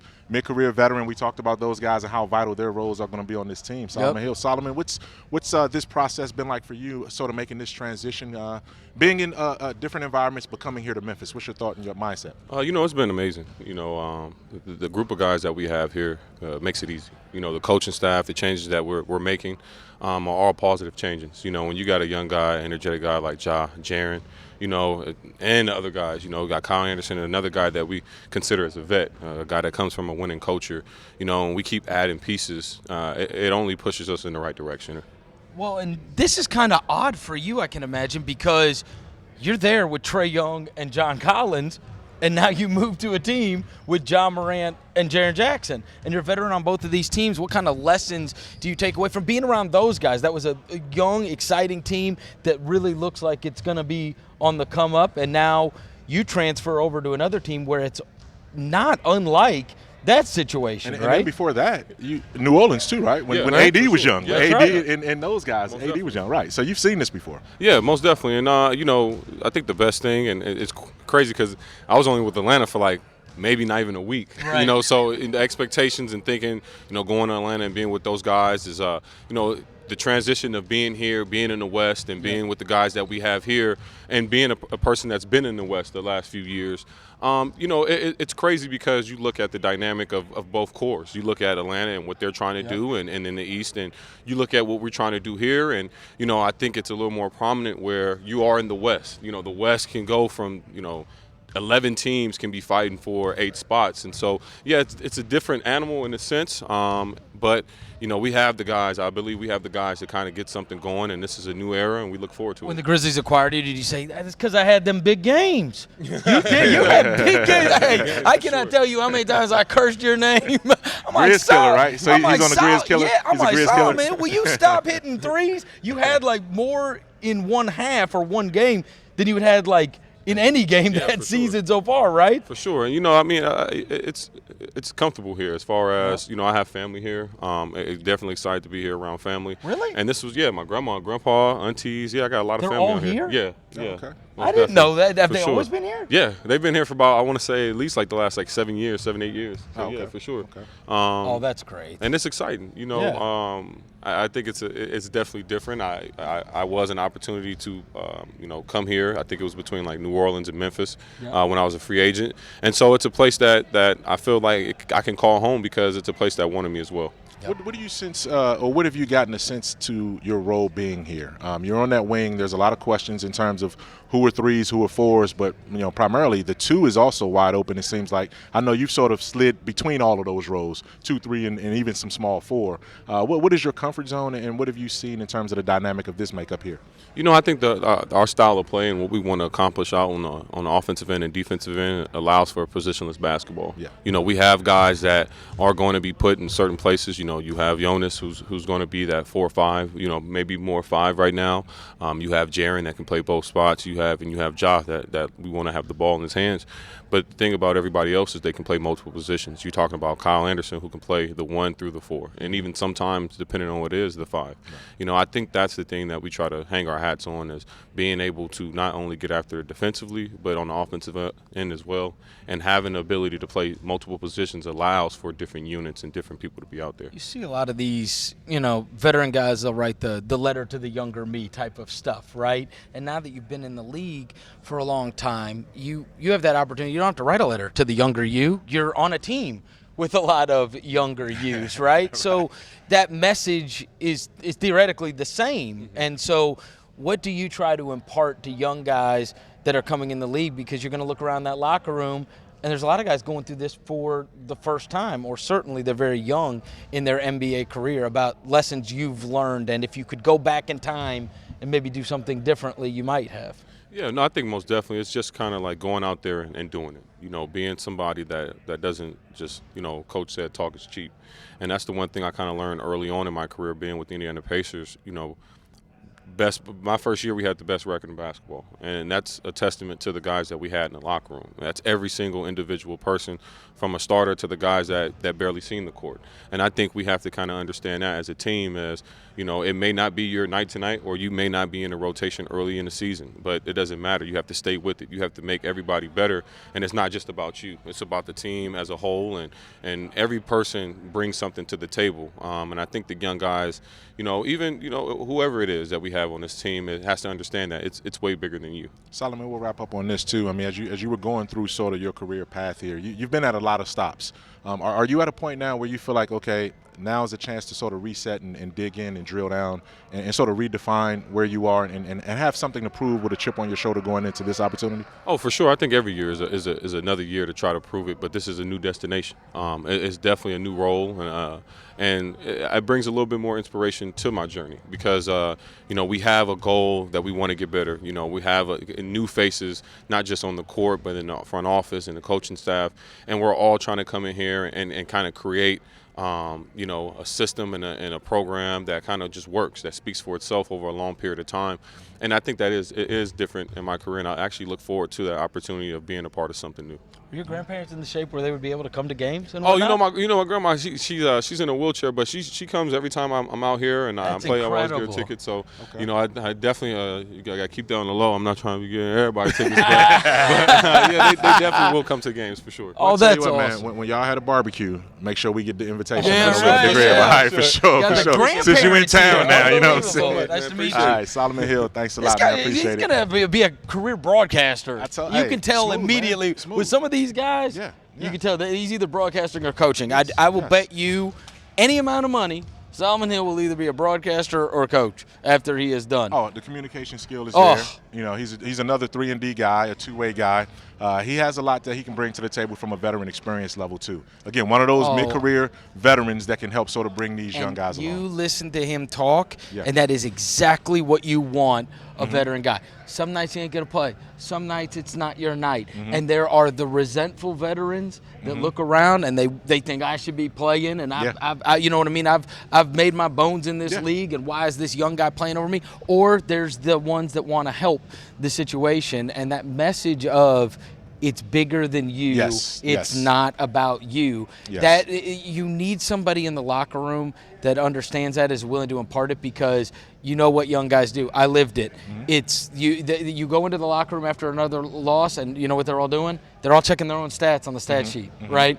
They're all checking, and it's the hardest thing to learn, especially because if you aren't winning a lot, it then does become every man for himself, right? Because now it's like, I got to get my money, and just because we're losing doesn't mean, right? Particularly because you have a lot of guys, particularly on this roster, that are in contract years, 1 year, short-term deals, and those kind of things. And you're right. We saw how this roster came together. Solomon Hill could have been one of those guys that looked at it a little bit differently.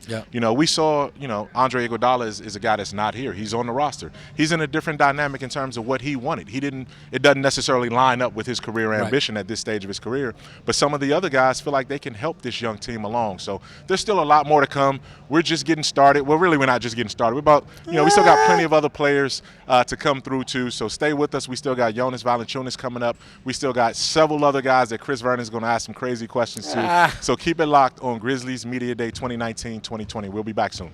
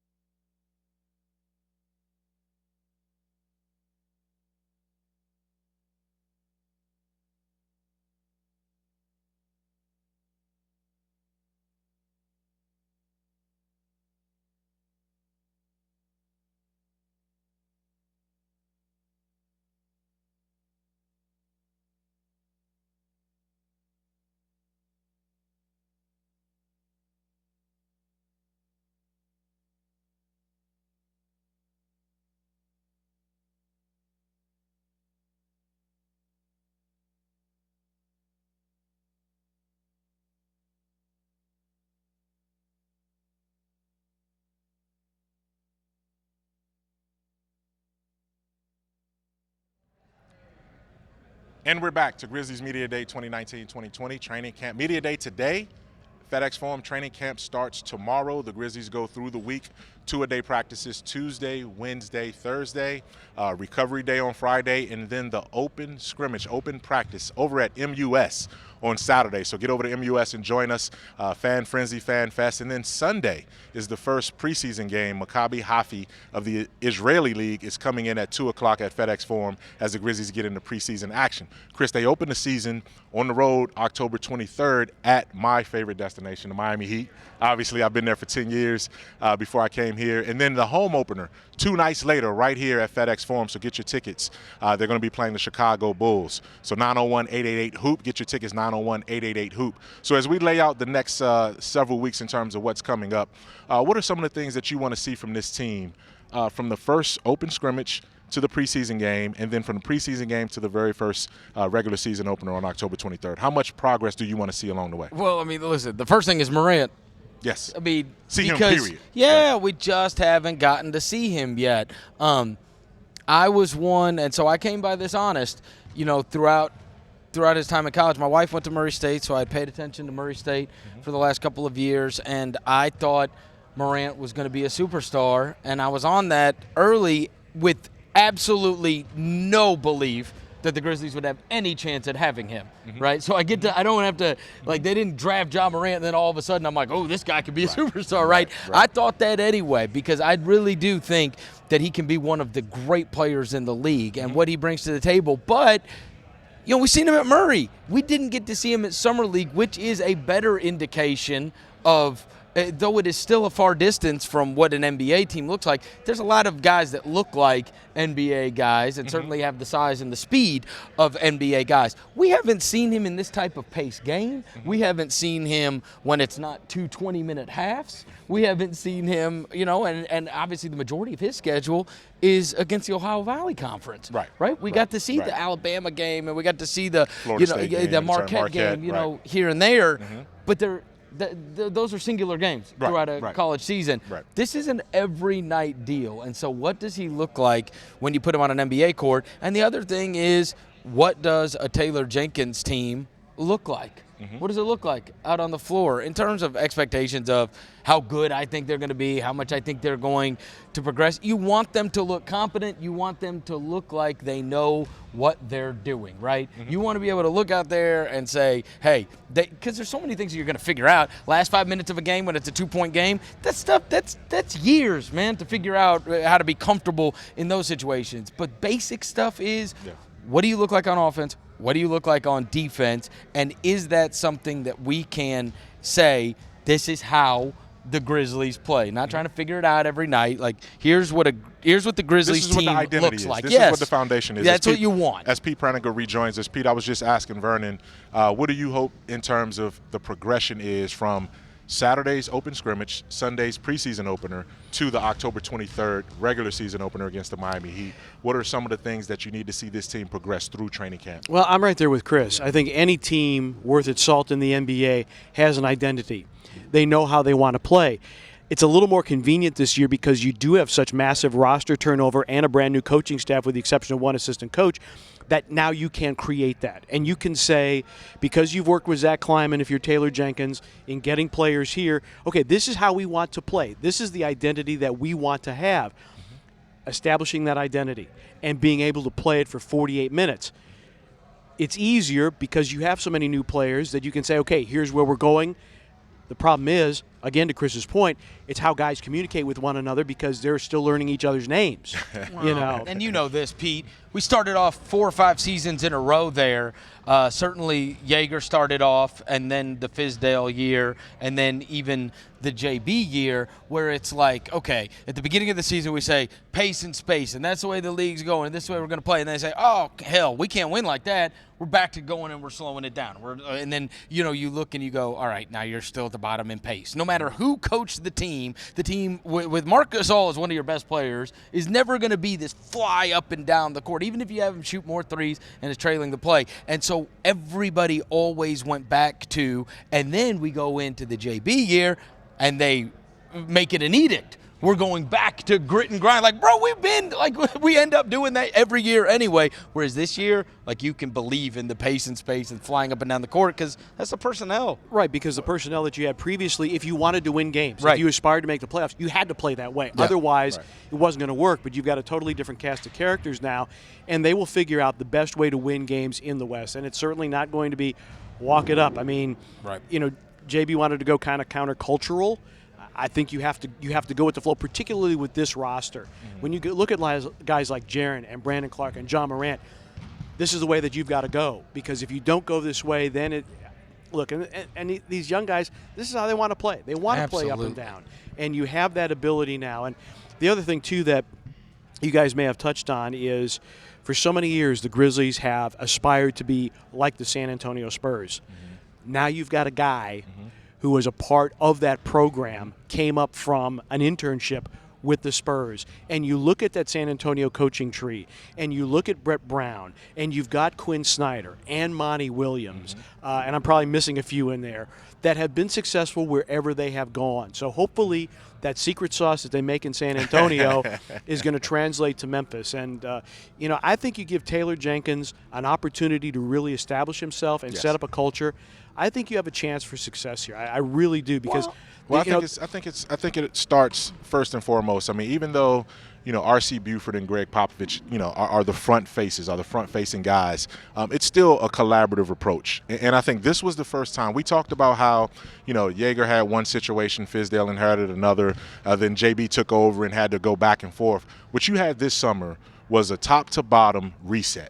And from a mindset, with Zach Kleiman moving over into executive vice president of basketball operations, through the way the coaching staff was built, no one is inheriting anyone. They're all in this same pot together. And I think for the first time in a long time, you have sort of this collaborative approach, this young approach. So it's not going to be, okay, this roster has to prove that they belong here or else they're all gone next year because this coaching staff inherited that roster and this guy inherited that coaching staff. Well, hopefully this is going to be 2-3 seasons before we really see this roster take hold in terms of being a playoff team, but they may fast track it. We've certainly seen some teams have. Sacramento is right on the cusp. New Orleans isn't doing this to be a rebuild for 2-3 years. They're trying to get back right now. The West is going to be tough, but I do think you have some foundational pieces here that can sort of help you fast track it. And you also have moves that have been made for the future and with the future in mind. And the way that happens is with people that aren't scared of losing their jobs. That's the truth of the matter, right? If you are Chris Wallace for so many years or whoever it may be, and we see it in all manner of different sports, you see the moves being made because they go, well, hell, if we don't win, I'm not going to be here anyway, right? So I need a veteran backup point guard rather than developing, who I drafted. Or I need this or I need that because they know, the coach knows if he doesn't win games, he's out. The GM knows if they don't win games, he's out. And so now I don't think any of these guys are scared for their jobs and they can say, hey, here's the plan. And this is how long we think it could take, and hopefully it'll get more fast-tracked. Well, this is why I brought up the Philadelphia example a little bit earlier. Yes. Brett Brown lost a ton of games. Right. All right, they almost set a record for worst record in the NBA. The process. But they said Brett Brown is our guy. We believe in Brett Brown, that he's the guy who can lead us through this once we get the pieces in place. And now you see Philadelphia becoming a perennial playoff team. Mm-hmm. So, Taylor Jenkins is not going to be coaching for his job this year. No. It's going to be that process where, look, give him 3 years, let him get this culture established, and to your point, Michael, everybody's in the same boat now. Mm-hmm. It's not, well, he put this roster together and I got to coach it. It's everybody is together. Well, the most important thing is, as we see with young players around the league, you want to show that you're on to something, that you are worth believing in. This front office continues to make moves to make people happy because you've now squandered, I don't want to say squandered, but look, this Jaren thing has to go the right way, right? And you want Jaren to love it here, and you want Jaren to feel like, hey, this is something that I want to be here long term for, and that you maximize what you got. You've nailed it with Jaren, and now you got mega lucky, and I think nailed it with Morant. Oh, no question. You have to maximize both of them now. That's a major part of this, so that they feel like they're accomplishing everything they want to accomplish or could accomplish can happen here. And I thought that was key, too, because Jaren has been together lockstep with this coaching staff and front office all summer long, and I think that's been key. So it's one of those situations where you're seeing the continuity, you're seeing the relationships. You know, I mean, Jaren went to the lottery alongside Zach Kleiman to welcome in that number 2 pick. Right. He went to Summer League when he didn't have to and stayed the entire time with Taylor Jenkins. So it's one of those situations where you're seeing this thing built the right way. And we're going to transition, too, as we bring in Bruno Caboclo. The Grizzlies had four players compete in the FIBA World Cup 2019 championships over in China. Bruno was among them. Bruno may have had the biggest game and the most highlight moment going up against Giannis Antetokounmpo with Brazil knocking off Greece in that major upset there. It wasn't really an upset because Brazil talked trash the whole way through. They said they were going to do it, and Bruno was in the middle of the whole defensive game plan. So, Bruno, welcome back, man. Welcome back. I know you're looking forward to setting another tone this season. Now you're entering a training camp with the Grizzlies. How is it different this time coming in from day one as opposed to coming in on a 10-day contract last time? I think I'm more comfortable. I've been with them in the summer league, so I know a little bit like what the coach wants, and it's making it easier.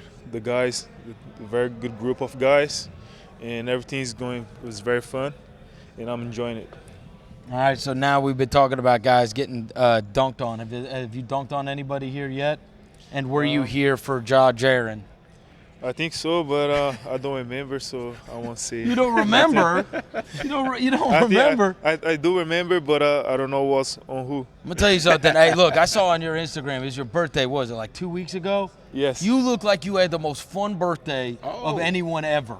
That was a throwback. That was in Brazil when I was with the national team. One day we did a barbecue, and I was dancing like that. But I just said the birthday mood. Where did you learn how to dance? I didn't learn it. You didn't learn. That's it. That's part of the culture, man. It just That's is. part of the culture. You've got to be able to dance, right? All right, so tell us what the difference is. You've been around Memphis long enough. The difference between Brazilian barbecue and Memphis barbecue. I think it's the sauce. It's the sauce. What, is Brazilian hotter? No, we just spicier? put salt, and the steak tastes good. Here, you guys put some sauce. It's different. All right. So what do you now that you've been here a while? What do you love about Memphis? Because you're a guy that's out. Like you go out on town, people see you at different places. In fact, I was it Friday night or something? Somebody was like, "Hey, Bruno was just here." I was on South Main. Yeah. And I was walking by, and they were like, "Hey, Bruno was just here." I mean, people tell me all the time they see you out about. You're at Memphis in May, hanging out and whatever. So I mean, you've obviously made a home here. Yeah, I walk around. I like the jazz music they play here, the blues. Yeah. I like the support of the fans. It's different from the other cities. I think Memphis is different. I think I really like it here. Bruno, you told me over the summer before you went to China that you knew it was going to be an opportunity to stay in shape, during the off season. But you also wanted to make sure that you came into training camp with your legs back under you as well. Were you able to get any rest at all? And do you feel physically like you're ready to get back rolling again tomorrow? I think the hardest was the trip. Okay. I think to get like the jet lag out was the difficult part. But after a couple of days, I was feeling good already and ready to roll. Oh, you felt you're over it now. Yeah, I'm over it. The China thing really messes people up. Yes, for it's a hard. while, right? Yes. After being over there. And I can only imagine, obviously you had this great run with Brazil. You got the big upset against Greece. But as you're playing on that team, I'm watching it early in the mornings, and I'm like, how are Leandro Barbosa and Anderson Varejao still running these unbelievable pick and rolls? I mean, and both of them now, they're older guys. Yeah. And I can only imagine that you playing on that team with those guys, it's got to be encouraging to look and say, like, all these years later, basketball's still basketball, and these guys are running the pick and roll like it's 15 years ago. Yeah, yeah, that was incredible. I asked the same questions to myself, how they do that. And they are really incredible. They really gave a lot of effort for us, and they really gave themselves up to play for us on that level, and just makes them like an idol for us. Because growing up, we've been watching them. They were the players that stayed in the NBA a long time, and it's amazing being part of that. Bruno, you guys are ultimate competitors. I know that. Did you have a chance? You probably didn't, but did you have a chance to talk to Giannis at all about Taylor Jenkins and what to sort of expect from him? Were you able to have a chance to talk to him about that role, or no? No, I didn't. No, he was talking trash to Giannis the whole time. No. He just did with his game. I knew he wanted to kill me, but I didn't care. I just go and give my best and hope for the best. All right. So then to that end though, were you able to see obviously the kind of impact player you can be defensively, and is that the mindset that you have to bring into this training camp too, the same way you played defensively in China? Yes, I think I can do a lot of things, defense, also in offense. In the national team, I think Barbosa and the other guys was playing more with the ball. Yeah.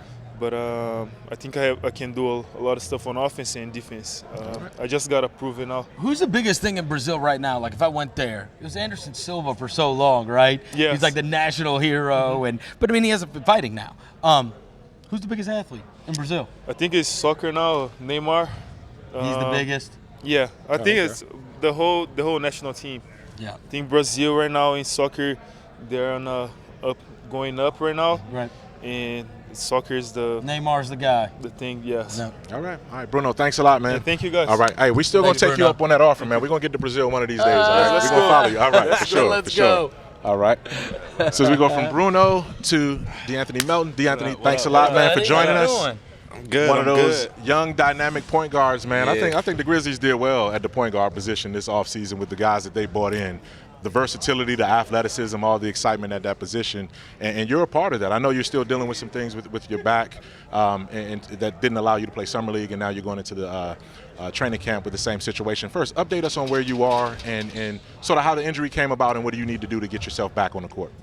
Well, really, the injury kind of came about last year. Honestly, I kind of played, majority of my rookie season, with this back injury, which I thought was, muscle spasms and stuff like that, but it turns out it was more than that, and I played the whole full year on it. So I don't know when exactly it happened, but as of right now I know I'm a lot closer to my full recovery day, and everything that they got going on here I'm excited about, and they've been really helping me with getting my breath up under me, getting my back, strengthening some stuff that was weaker, and stuff that I didn't even know about that contributes to, your back being healthy and stuff like that. Is it something that you can just rehab? Is it something that you can do the exercises? And this is not like a surgery requirement. No. That was the biggest thing. Stay away from surgery at all costs. It freaks you out, right? Yeah. Anytime you got something with your back, the last thing you want to have to do is get back surgery. Right. The last thing. So I didn't really know how major surgery was and how much of a no-no it was. So I was okay, surgery, that's not too bad. I should be good then. But everyone was not with the back. No. Especially not at your age either, and not at the position and the way you play. You're a quick twitch athlete. Obviously, you need all of that. So I think the team put out the statement on Friday saying it's about a 4 to 6 week rest and recovery schedule for you from that standpoint. Yeah, 4 to 6.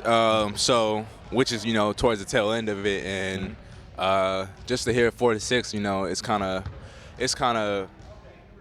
happy. It's happy to hear about, because before I didn't know how long the timetable was, but now that it's coming to an end, it's huge for me. Take us through this last year, because this has been crazy for you. I mean, a year ago, I'd imagine you're sitting at Houston Rocket Media Day, right? Right? Wow. I mean, this is a year ago, right? And now this year 13. Phoenix, Were you Rocket Media Day? No, I was. He was at Phoenix. I got drafted by Houston. Right. Played summer league with Houston. Right. And then right before the year. Right. Yeah. So right before. So you did camp, Suns Media Day, which is crazy because I missed the Bahamas. Man. They went to the Bahamas without me. The best part, right? But I got traded right before they went to the Bahamas, though. So I got traded, and then I went to Phoenix, and then I did media stuff with. But Phoenix. I mean, that's 3, right? If you can, just from draft night to where you are right now, what this year has been like for you. Yeah, it's been up and downs, but it's huge. It's huge for me and my family just to know I made it. Got my foot in the door. Some people, struggling with that. So I'm in there, and now it just depends on me. Everything, my skill, my work ethic, and everything like that, how hard was that year in Phoenix, right? Because you're losing games. That's the way it is. But you're losing games. But on the other hand, as a second-round pick, I got to prove that I belong in this league, and so there becomes this real push and pull. And I don't blame anybody for this, where it's like, all right, I kind of got to we're not winning, but I've also got to I've got to be proving myself every night too, and so. I can only imagine that is incredibly stressful, right? I mean, some people live for like the big moment. So I think in this league, if you don't live for the big moment, then you're gonna be stressed out your whole career. Right. So you gotta find a happy medium to be happy and just to go out there and play basketball. Especially for me, I didn't get to play the year before. So Phoenix was like my safe haven because it was like I just get to play basketball now. Right. So I was happy about that and just being able to suit up again. When you look at once you get yourself back healthy, because it's going to happen, you're going to get back, you're going to get out there on the court. How do you sort of describe your impact and what kind of game and what kind of person and player you can bring to this roster in this rotation?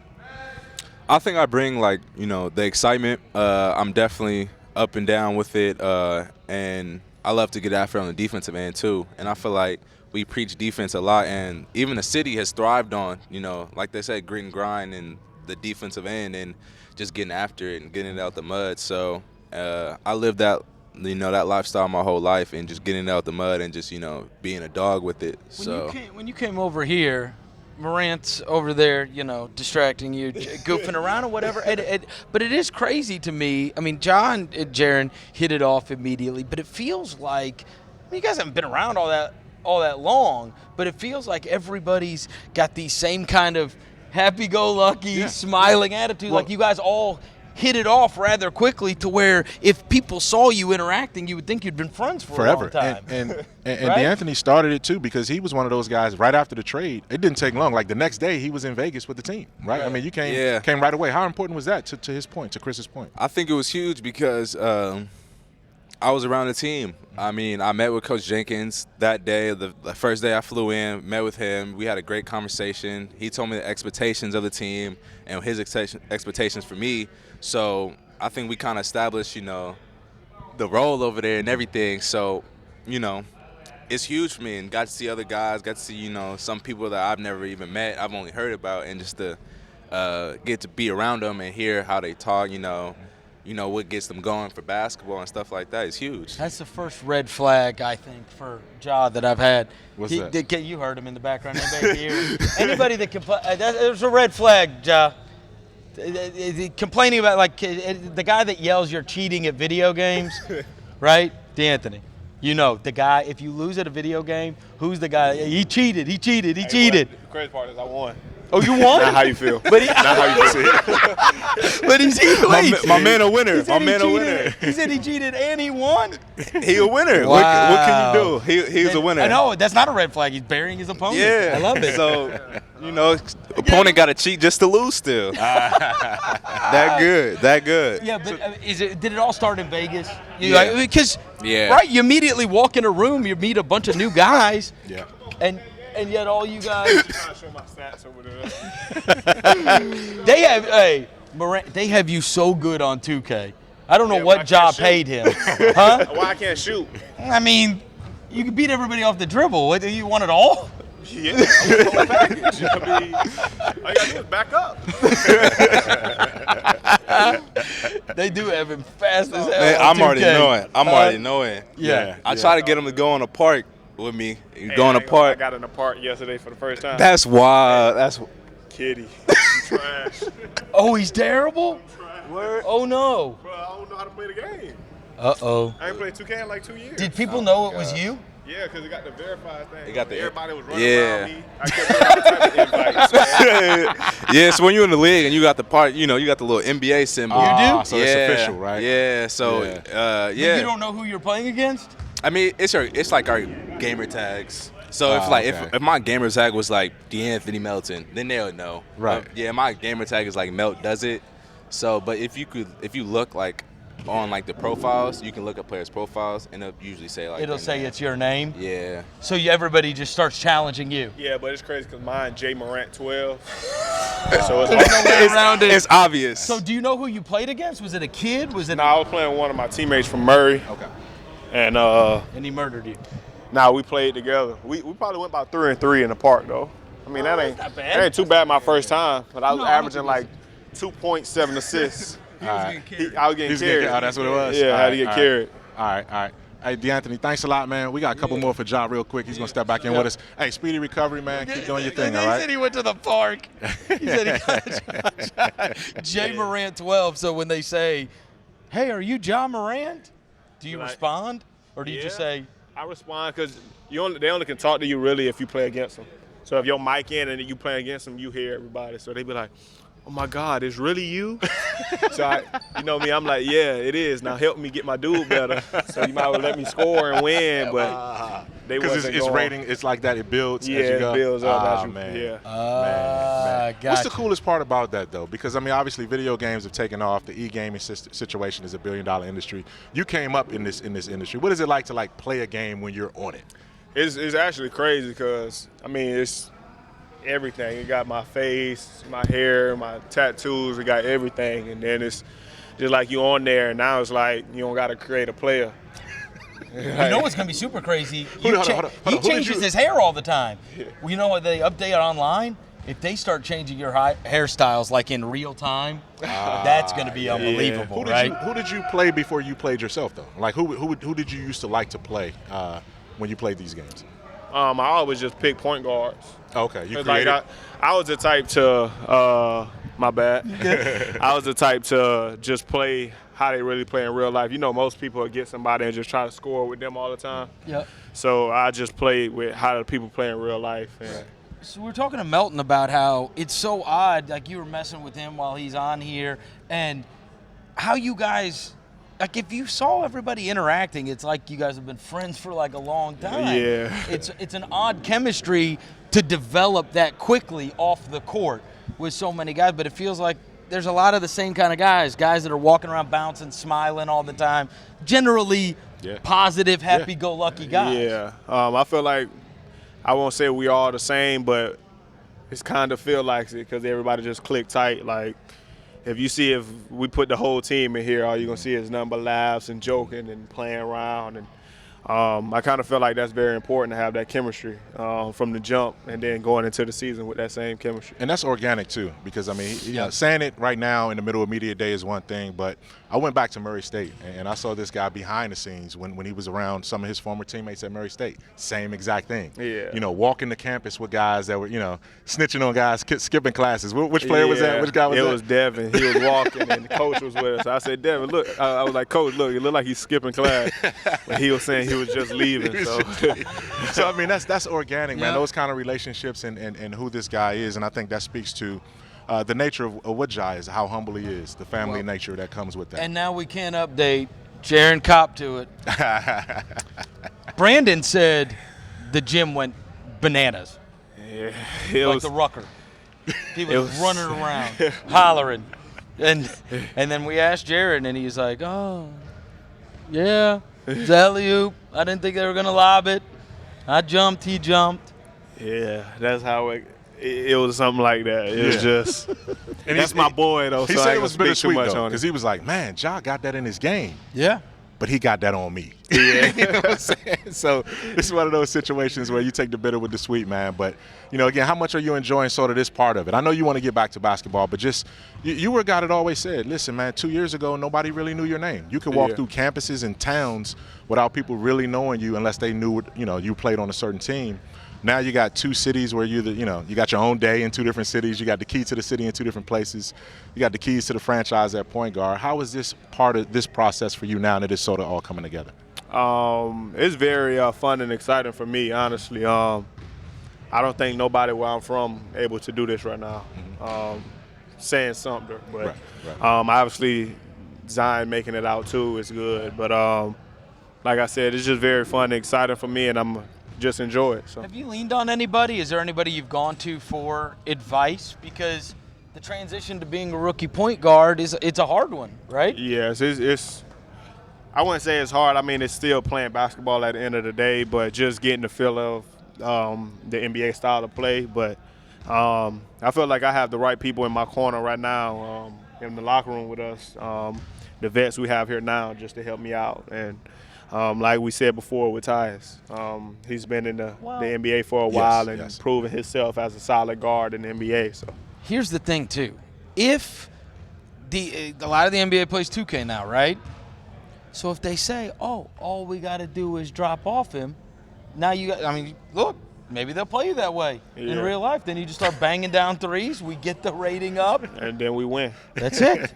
But they're backing off you, huh? Yeah, I heard that in college, too. I mean, I think I proved that, but it's all good. John, you see everywhere you go in this city, man, kids are wearing the number 12 jerseys and that kind of thing. So that's a testament to you, not just the player that you are, but you said the night of the lottery. It's not just about being the player, it's about being the person in the community, and you've lived up to that, man. So thanks a lot.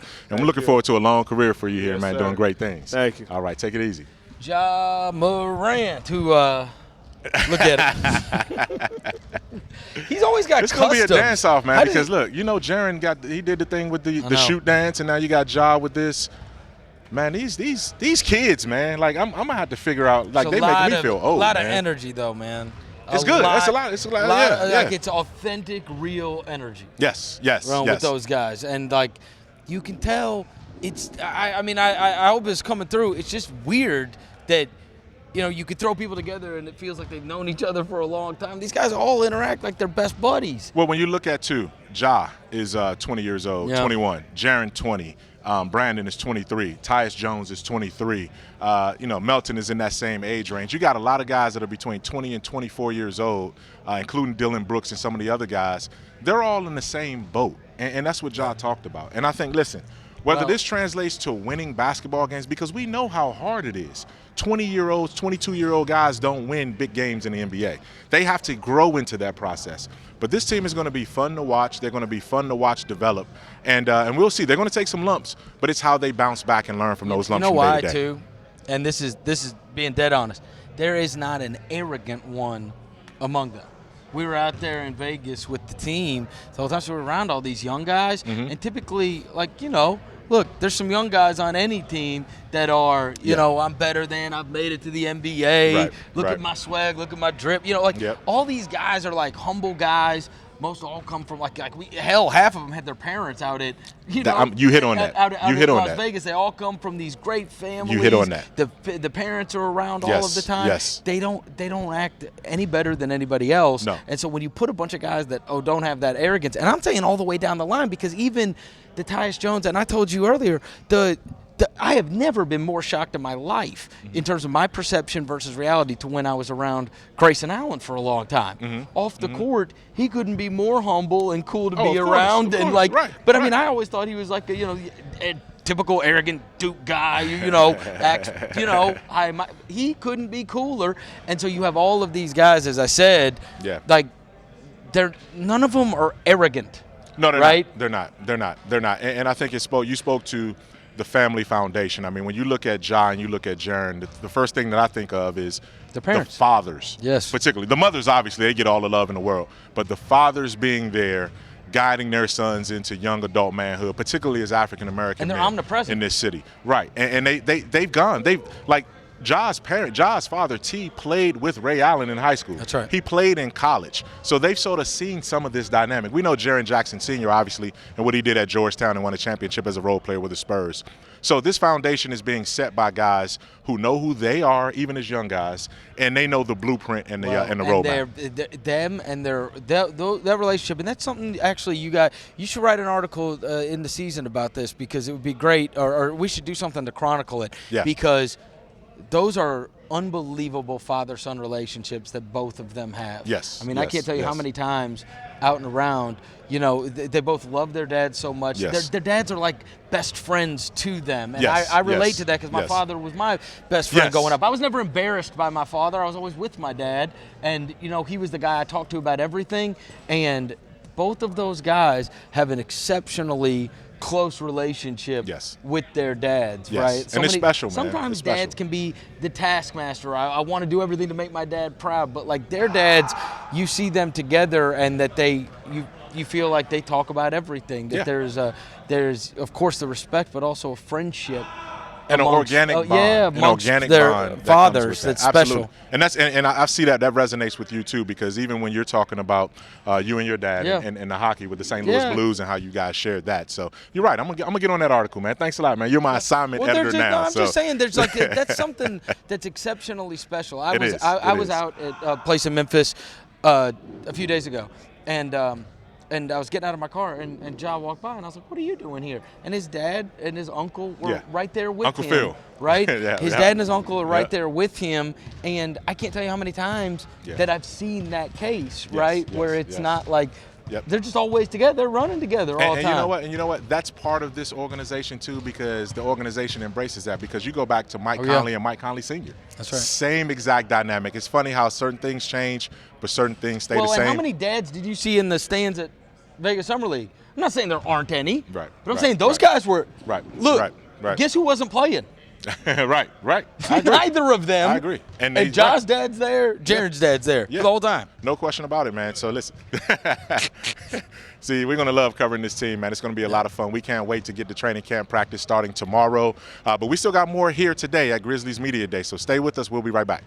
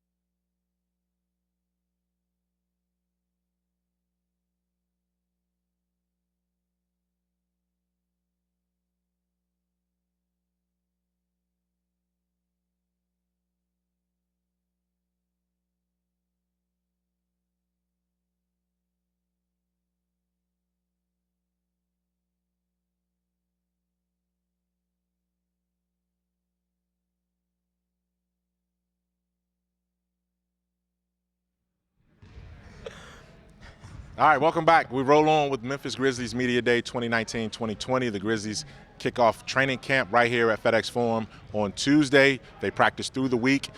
Open the season with preseason opener on Sunday against Maccabi Haifa of the Israeli League right here at FedEx Forum. And then the season opener, October 23rd at Miami. Home opener, October 25th right here against the Chicago Bulls. Now, look, I'm going to defer right now because at this hour, you're normally seeing the Chris Vernon show. So we got the Chris Vernon show on location right here. So as Devin Walker comes in, the content king, microphone mangler. Hey guys, Devin Walker, Chris Vernon, you guys take it over. 75-pound camera on his neck. That's what he's got. He's got a 70-pound camera on his neck. Here's the thing. All right, so now you have been on the other side while we've been interviewing all the players. Yes. What's the best thing that's happened content-wise for you? What have you gotten that's good? So far, I've gotten Jaren with the new system we have in the arena. We have a new setup. I won't spoil the news, but we have a little setup. Tune in right now to our social media page. You might get to see it. What are you talking about? Which social media page? Oh, Mem Grizz. Okay. Well, what are you talking about as a new setup? It's like a little. We had a little. You know how last year we had the little Titantron down where guys were dribbling in front of it. Oh yeah. This year we didn't do that. Blevins and his team spiced it up a little bit.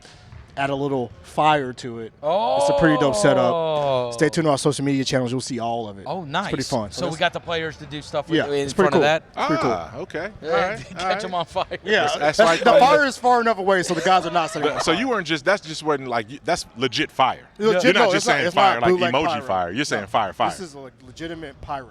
That's awesome. How awesome is that? Pyro, yeah. Okay, so that's been the coolest thing so far. And you see these guys around all the time, Dev.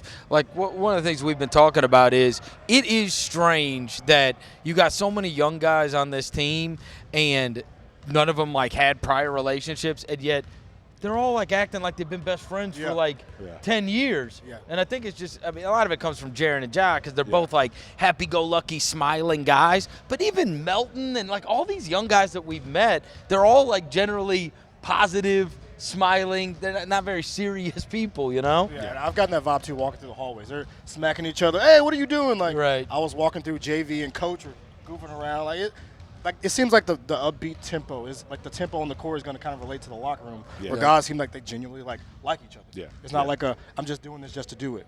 I'm not just doing media day just to do media day. Right. Like they're having fun. They're playing Mario Kart over here. They're with me. They're taking my phone from me and doing social media stuff. Like it's making my job easy, and it's going to make our job easy this season, even though it might end in wins. I told Morant, I said, I know you're a big 2K guy. Yeah. I said, oh, they got you good on 2K. And he said, I can't shoot. Yeah. All you got to do is back off me. He's like, why can't I shoot?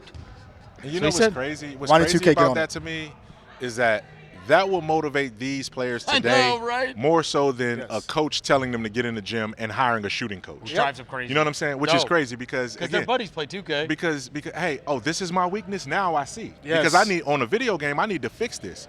Because it's all about that, which I never would have. Like Jordan would have never said, you know what? Like, you know what I'm saying? No.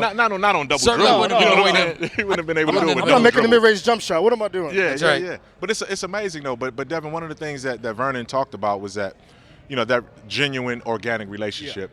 In your role with social media, you see these guys behind the scenes and off camera all the time. How much of that, going even back to Vegas, were you able to know that this team, you know what, these guys really like each other, and this is something that it means something for them to be sort of connected like they are? Yeah, it means a lot. You can tell, like, guys are just happy to see each other succeed. Like in Vegas, Jaren, Jae, Dillon, Kyle, all there. They didn't have to be there, and they were genuinely rooting on their guys. And it kind of, like you said, it's translated to today, where you see those guys, they see each other now. They're like, hey, what's up, man? Like, you could tell some guys here haven't met each other yet, like you said, but you can tell, like, the aura, there's been some communication where, like, okay, guys, like, we need an upbeat environment around here, and you can see it. I've been seeing it all day. Like, JV even told me today. Well, he's very strong, by the way. I didn't realize how strong he was. Well, he's 7 foot, almost 300 pounds. He told me I've been in the gym, and I'll take that as a compliment. Yeah. He was like, man, you been in the gym? I was like, not really, but I appreciate it. Nah, not really. I just got a medium on. I know, right? These guys all kiss up to Devin because they end up texting him like, hey, send me those Send me that pictures that photo. we're taking Send today. me They that all vid. love the pictures and the videos, and they need him. They need him because he's got the good content that they want for their own personal pages. But they right? also And so- respect him too, though, and that's the great thing about it too. Because Or I've seen maybe these really guys. you've been working out, Dev. I don't know. He's been doing a lot of push-ups, up in the studio. He's been pushing he does that it before phone the up. game. He's been pushing the phone up. No, That's he what he's does. been He does doing. push-ups before we go on the air. In the studio, so do. that he looks barrel-chested. On the show. He does that. Okay, I didn't He know does that. it right I didn't before we know go that. on Mike, the air. you know how it goes, man. I mean, he's Look. extremely vain. Hey, chestnut checkers, baby. Well, look, checkers, I chestnut I checkers. saw him get the little footstool and the ladder on the lean with that's right, with Megan. Yeah, that was kind of funny, man. So, Devin, thanks a lot, man, for jumping in. Hey, follow all our social channels. Yes, all of Hey, shout out the social channels where they can go to find out Shout what you're out doing to today. Mem Grizz and Grind City Media. Follow them right now. We're everywhere. We're not just here. We're everywhere. So follow us right now. All right, and we'll be right back with more from Grizz Media Day.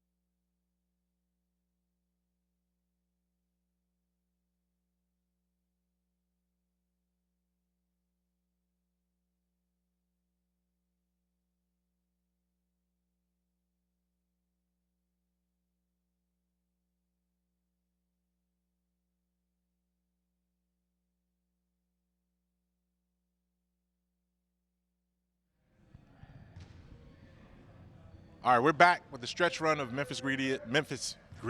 Man, it's been a long day. Yeah. Memphis Easy Grizzlies for you to say. Media Day 2019-2020. I'm joined by Eric. Greedia?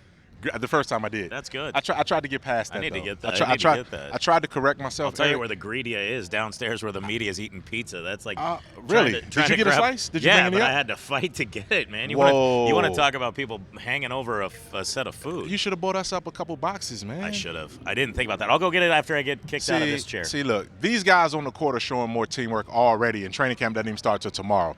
We've been together for years. We should be able to have this chemistry I thought they were down going to by bring now. it up, but if they haven't brought it up, I'll go get it. Okay, I appreciate that. I was told they were going to bring it up. I just happened to be down there. All right, can we get? We ready? Ready Yeah, to do I'm this? ready. Yeah, I'm It's, fat and happy now. Sure, I'm great. Are you full? Yeah. You're What about you? Are you I hungry? haven't eaten. Yeah, Yes. that's what I thought. I'm absolutely starving. But you guys heard from everyone, all the big time players for the Memphis Grizzlies. We heard from Ja twice. Ja loves the media day atmosphere here, He so does, it's good. man. Is he not eating Yes. this up? Oh my goodness, man! His He's loving it. He's loving it. is Jaren just shining through. You know, Brandon came through Jaren here. doesn't look bigger at all. My gosh. Yes, I think he's put on about 10, 15 pounds. unofficially he's gained 12. Yeah. And Well, he's that would be he's between grown 10 and 15. He's grown a half an inch. So word Yeah, is, he's word tall. is, Yeah, he's and we'll almost see because 7. the NBA is requiring teams to be more accurate with their listings now. But I've I think still got charts that list guys from what they were as a rookie to where they are. It's like physically impossible. It's impossible to do for that. 8 years in the league for you to still be the same height and weight that you've been forever. So what's going to be funny though is that you remember back in the day, Kevin Garnett never wanted to be a 7-footer. No, he was Kevin always Durant 6'11" and a never half. wanted to be a 7-footer. Now they're going to get measured. Now they're going to get measured, and I think I don't know Jaren- why that is. Why do taller guys not want to be a 7-footer? Because it's not cool to be a center. No one wants to be 7 feet anymore. You don't have to be a center at 7 feet tall. But that's traditionally Dirk Nowitzki what was the- never a center. He was a forward. But Dirk Nowitzki was also cool with being listed at 7'1" too, so he was fine with that. I'd be cool being listed at 7'1". You know what's funny? I'd be cool listed at 6'1". I'd be cool listed at 5'9". We're good. Let's go. I just like find me a short guy that doesn't want to add inches onto his height. It's funny because I remember watching the Michael Jordan videos and all those when he used to say he wanted to always be a 7-footer. Yeah. And then you had the next era of guys that no one wanted to be No, 7 foot. They wasn't all cool. wanted to be a guard. So we'll see if Jaren is going to be listed at 7 feet 250. Yeah. Because I think that's where he is. But we'll see. Training camp will take off some of those pounds. He bulked up purposely in order to run some of that off and get more lean too. These guys like Yeah, but he they- didn't bulk out. It's muscle. It's That's what I'm not- saying. Yeah, it's not like yeah. It's well, I guess bulk leaned up. Right, He leaned yeah, up he for certainly sure. did. He for certainly sure. did. For sure. So, I mean, as we wind down there, a couple more players we're going to talk to Yeah, you saw on our live Jonas stream here. downstairs? Yeah, Jonas is downstairs. I want to talk to the big fella. Obviously, Dillon Brooks is still a guy we need to get to as well. And, you know, Tyus Jones is a guy we hadn't talked to as well. But Yeah. everyone else we've talked to. And you've been over there playing video games. You've been over there This is doing the your best media day yeah, thing. By the way, this is the best media day I've ever been a part of. I see. You're like for a kid, years man. For years I had to do a radio show. Now I don't. I can play video games with Lang. Eat I pizza? Did I went and ate Yeah. a couple pieces of pizza. I did the live Instagram chat with Carrie, which is always fun when See. people. I came on and the first comment was WTF. I was like, my gosh, that hurt a little. That kind of hurt the pride a That's little the bit. kind right of there. love. That's the kind first comment, not like, hey, good to see you. Nothing like that. That's So, the kind yeah. of love. That's the kind of love, Oh yeah, man. But another listen, guy coming in right now. absolutely. Coming on right in, Jae Crowder. How you doing, Jay? Good, how are Good you? to see you, Good man. to see you, Good man. to see you, Absolutely, man. jump on, man. Man, this guy looks like he's ready to go in there, grab some boards. I'm ready to go. He looks like he's ready to go in there, in. box some dudes. I can see. Yeah, I you. can I see can see he's you all swelled up. By the way, Feeling he's all good. swelled up into my chair. Like, hey, look, I'm not trying to box you out, dude. You're like, you can have that rebound. I'm gonna What's up, Rook? look There at you it. go. There you go. It's a new perspective for you because you've been with contenders the last handful of years, guys. The teams that have all been solidly locked into that playoff picture. This is a young team, so they're going to look to you for that leadership. You were once that young guy. What do you remember getting from the veterans you had in Dallas now that you're going to try to bring here? Yeah, I remember just being accountable and learning how to be a professional on and off the court. That helps the game. You living the right way off the court really helps your game, and taking care of your body, eating right. I want to install all that into the young guys because it's going to be a long season, long grueling season. So I want to give game like Dirk Nowitzki, Elton Brand, Vince Carter, those guys gave to me. I want to shed the same type of light and information to our young core here. We got a piece on Grind City Media right now, Grizzlies.com, and I spoke to Jay over the weekend about embracing this role, and you embraced it from day one. First of all, thanks again for talking to me for that piece there. But secondly, you identified a purpose in establishing professionalism with these guys and showing them what it takes to win in this league. And that starts not just tomorrow, but it's already started 3 weeks ago when you first came in. But what can you guys do tomorrow to lay down that foundation once you get on the court officially? What you just said is a foundation. It's guidelines of what our coach wants from us, what he expects from us, and it's up to us to apply it and apply it in a way it's going to help us win games and give ourselves a chance each and every night. But it's a foundation. Tomorrow is the set of everything, of guidelines, how we want to play, what type of team we want to be. We have to identify that tomorrow, and from that point, and build from that. Day one is tomorrow, is the foundation day. I'm excited to get going. It's always like the first day of school for me when it comes to training camp, but I'm excited to grow with these guys. I'm excited to build and have a good year. You were always a guy that, as an opponent, I went, man, this guy always brings it against the Grizzlies. It seemed like you loved going up against that physicality, but the game's changed a little bit. You've even changed your game. You're shooting that corner three. You're still getting physical, but tell me about those days playing against the grit and grind Grizzlies with Tony Allen and Mark and Zach and the battles you guys went through, but now how you take that toughness and implement it into a game that's more pace and space. Yes, sir. Back then, those guys, you got to be up for the game. If you don't, they're going to hit you in the face, and the game will be over before you know it. So you got to accept the challenge. I don't imagine a lot of guys want to hit you in the face, though, by the way. I doubt it. I doubt it, too. It's pretty much a stone cold But you got to accept that challenge, and I think one thing that Tony Allen and those guys had going at that level is going to hit you in the mouth from start to finish, and you got to accept the challenge. And once you do that, the rest of the game is easy. But I think right now the culture of what I want to bring is pretty much hit first mentality. We don't want to step back and let the other team come at us. We want to hit first and apply how we want to play on the other team more so than not. So I think the NBA at this level is a free-flowing game. They don't allow you to be as physical as you used to can be when I first entered the league. So you have to be cautious with it, but at the same time you have to impose your will as much. The best team always impose their will the most for 48 minutes. Jay, one of the things that came out, and as we were talking the other day, that stood out, and it's kind of coincidental, but each time you've been traded the last 3 times, it's been for a franchise point guard. Rondo, when you went to Boston, Kyrie, and now Mike Conley. So you've come into situations where you've seen young guys take over at the point guard position and guide a franchise in a different direction. What do you like about Ja stepping into this role with Tyus as well, in terms of what you see from these young point guards? Well, he's a competitor, first of all. Once you have that to build off of, a lot of other stuff, the intangibles can come. But to compete at a high level and bring it each and every night, to bring it in practice, I think he has that quality, those tools. And from there, he's an athlete. Obviously, we all know that. And he's a guy who doesn't back down. He has confidence in himself and his work. And then I can work with that. I can be his teammate any day of the week once you have those intangibles, and we can work on the other stuff later on. But once you have that competitiveness about yourself and that fire for the game, it makes it a lot easier for you to grow in this league and be a player. Jae Crowder joining us here at Grizzlies Media Day. The age-old saying in the media is you have to learn how to win. Tell the fans what that means, because you're a veteran who has learned how to win, and they'll look at a young roster like this and say, hey, look, they're fun. They're going to get up and down the floor, but they're going to take some lumps because they got to learn how to win. But they do have some veterans. Jonas Valanciunas been on playoff teams. Yes, sir. You've been on playoff Yes, teams. sir. There's Tyus Jones been on a playoff Yes, team. sir. These guys have seen it. Well, when you say you learn how to win, it's pretty much at this level everybody know how to play. Right? Not everybody know how to win. I think you have to learn that by watching film, being a student of the game. Listen to your coaches, trying to apply what the coaches want you to do each and every day. I think the biggest thing for our young players is trying to be a student. Be a student of the game. Watch film on yourself. Criticize yourself first. Look yourself in the mirror each and every game, each and every day, and see and hold yourself accountable. And I think once you do that at this league, you allow yourself to grow. And once you grow, that's what building winning type of basketball and a winning type of a franchise. From a communication standpoint, Jay, do you see any similarities between Taylor Jenkins and Brad Stevens in terms of day one, what they expect and how they want to implement? He done a great job. The one word that sticks out to me when we talk as a group is unselfishness. Brad Stevens always preaches that.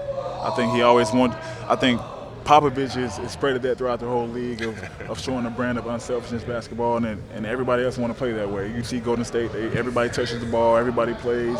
And that brand of basketball brings joy to everybody. It brings joy to the 5 guys on the court, playing together, trying to be one, playing together. And I think that helps.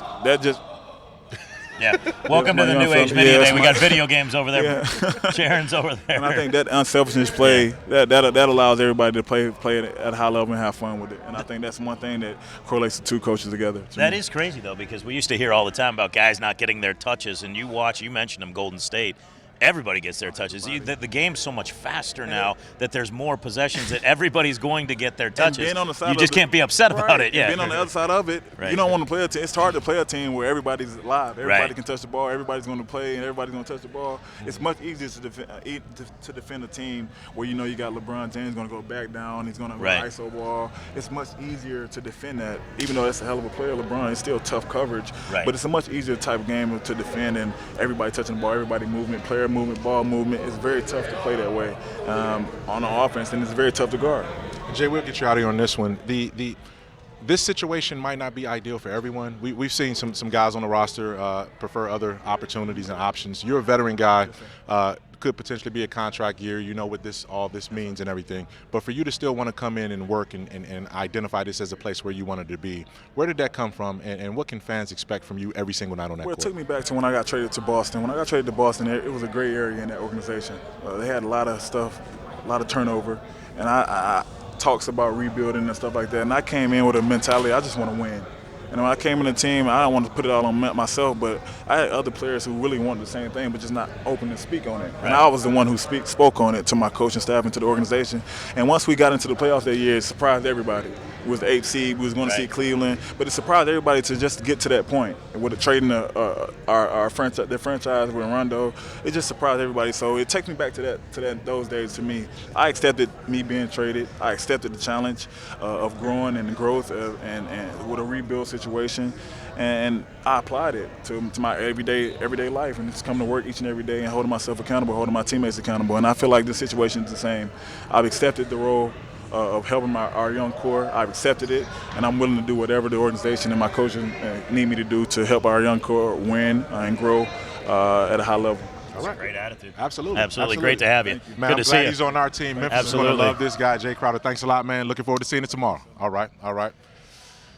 Man. So many years watching him hurt the Grizzlies. It's going to be nice to see him help them now move forward. He's such a physical guy. There's no way the fans don't fall in love with that's this guy. the kind of player he can be a throwback on the grit and grind Grizzlies, and he's changed his game, as you talked about, to be a stretch guy that can knock down threes too. So he can do a lot of different things. He's a throwback mentality, but a modern-day 4 at this stage, and I'm looking forward to seeing him bring that toughness to some of this young energy that's going to be around this roster. He's a tough guy. He can get up and down the floor. He's much more athletic than his frame would lead you to believe. You look at him and you think bully ball. I've watched him get up and down the floor with the fastest of players, and you're just like, my gosh, this guy's got it all. And it's just an incredible work ethic. His story's great, too. So we'll be hearing more about that throughout the year, I'm sure. I mean, there are fake tough guys in this league. That ain't one of them. He's not. That ain't one of them. He's not one of them. And he's not a guy that's going to talk about how tough he is. He's not a guy that's going to talk about being physical.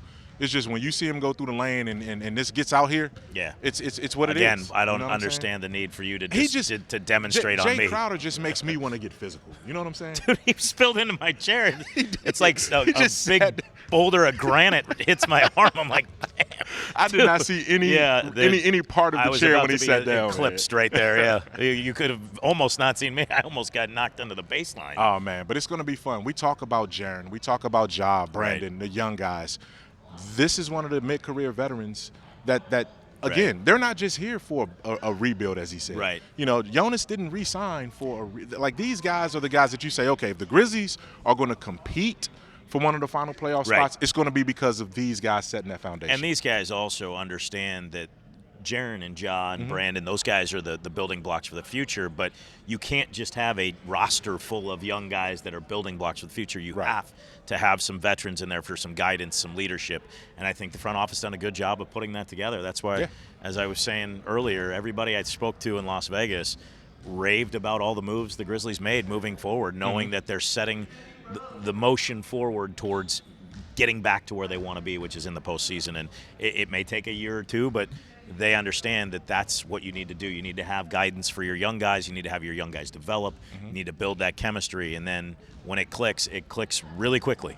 and you're talking about foundational pieces for the future in Jaren, Ja, and some of these other guys, Brandon Clarke.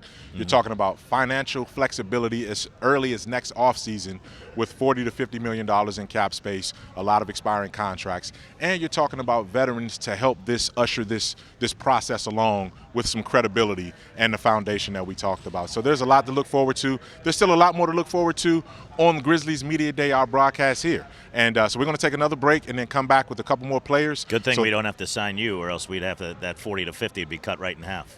You're already locked hey, down. Man, listen. Hey, we don't talk about each other's salary, man, around here, all right? I just didn't because I didn't give the number. Your income streams dwarf a That's lot not of guys true. that are on this side of the broadcast table, all right? True. Yeah, so if you move the decimal point in a few spots. All right, so we'll be right back with more from Memphis Grizzlies Media Day.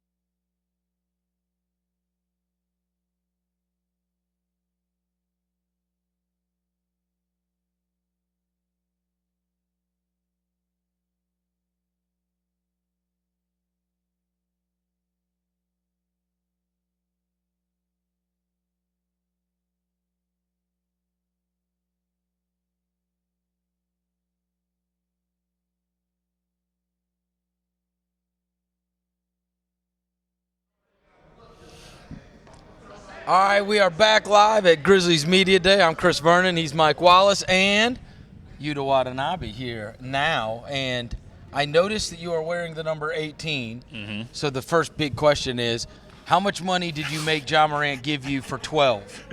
A lot. A lot? I'm kidding. You just gave it up? No fight? Yeah. Really? Yeah. How did this conversation go?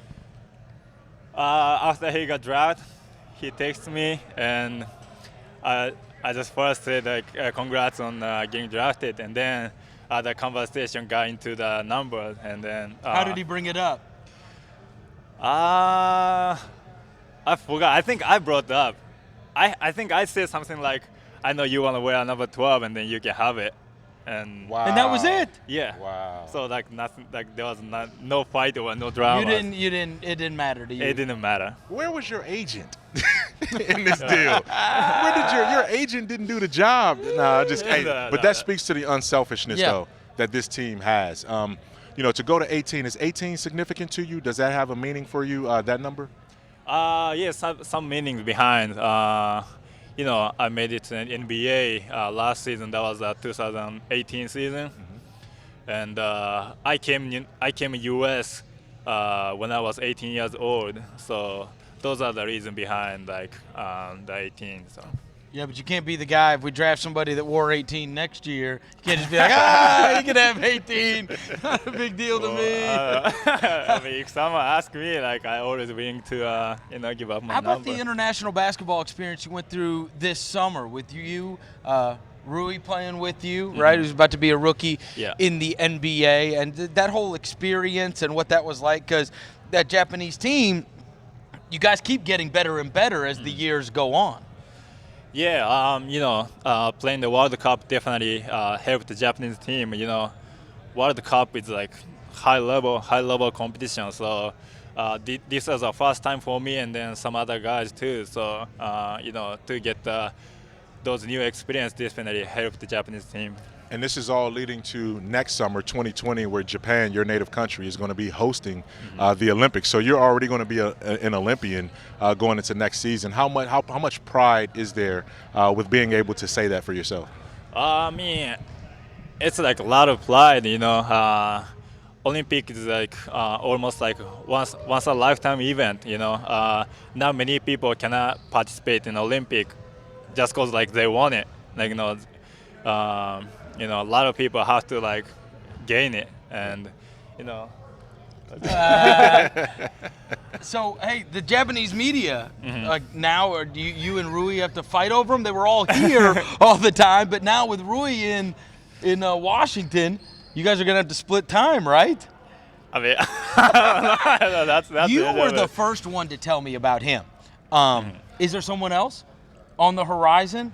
A young Japanese player coming up that you think, hey, this isn't just going to be me and Hachimura that are NBA guys, that Japan has some guys on the horizon that certainly have a chance of being in the NBA also? Yeah, the guy named Yudai Baba, he's joining Dallas Maverick training camp this season, and he just signed the Exhibit 10 contract, so he has a lot of potential. He's a great player, great person. So I think he has a chance to be an NBA player. Yeah. So was he the guard? Was he the guard? He's guard like on shooting guard. Shooting, Yeah. yes, I remember. Yeah. So Big that time. could be 3. I mean, and that was. I mean, it was such a huge deal, Well, as you know, when you were signed by the Grizzlies and then were playing for the Hustle, and then you got the NBA because you were the second, right? That logged NBA minutes, and we could look up, and in 5 years, there's a bunch. There is, but I want you to continue to be that, all right? Because Jonas is coming in to knock this guy out of the chair, right? So we got to keep Yuta healthy.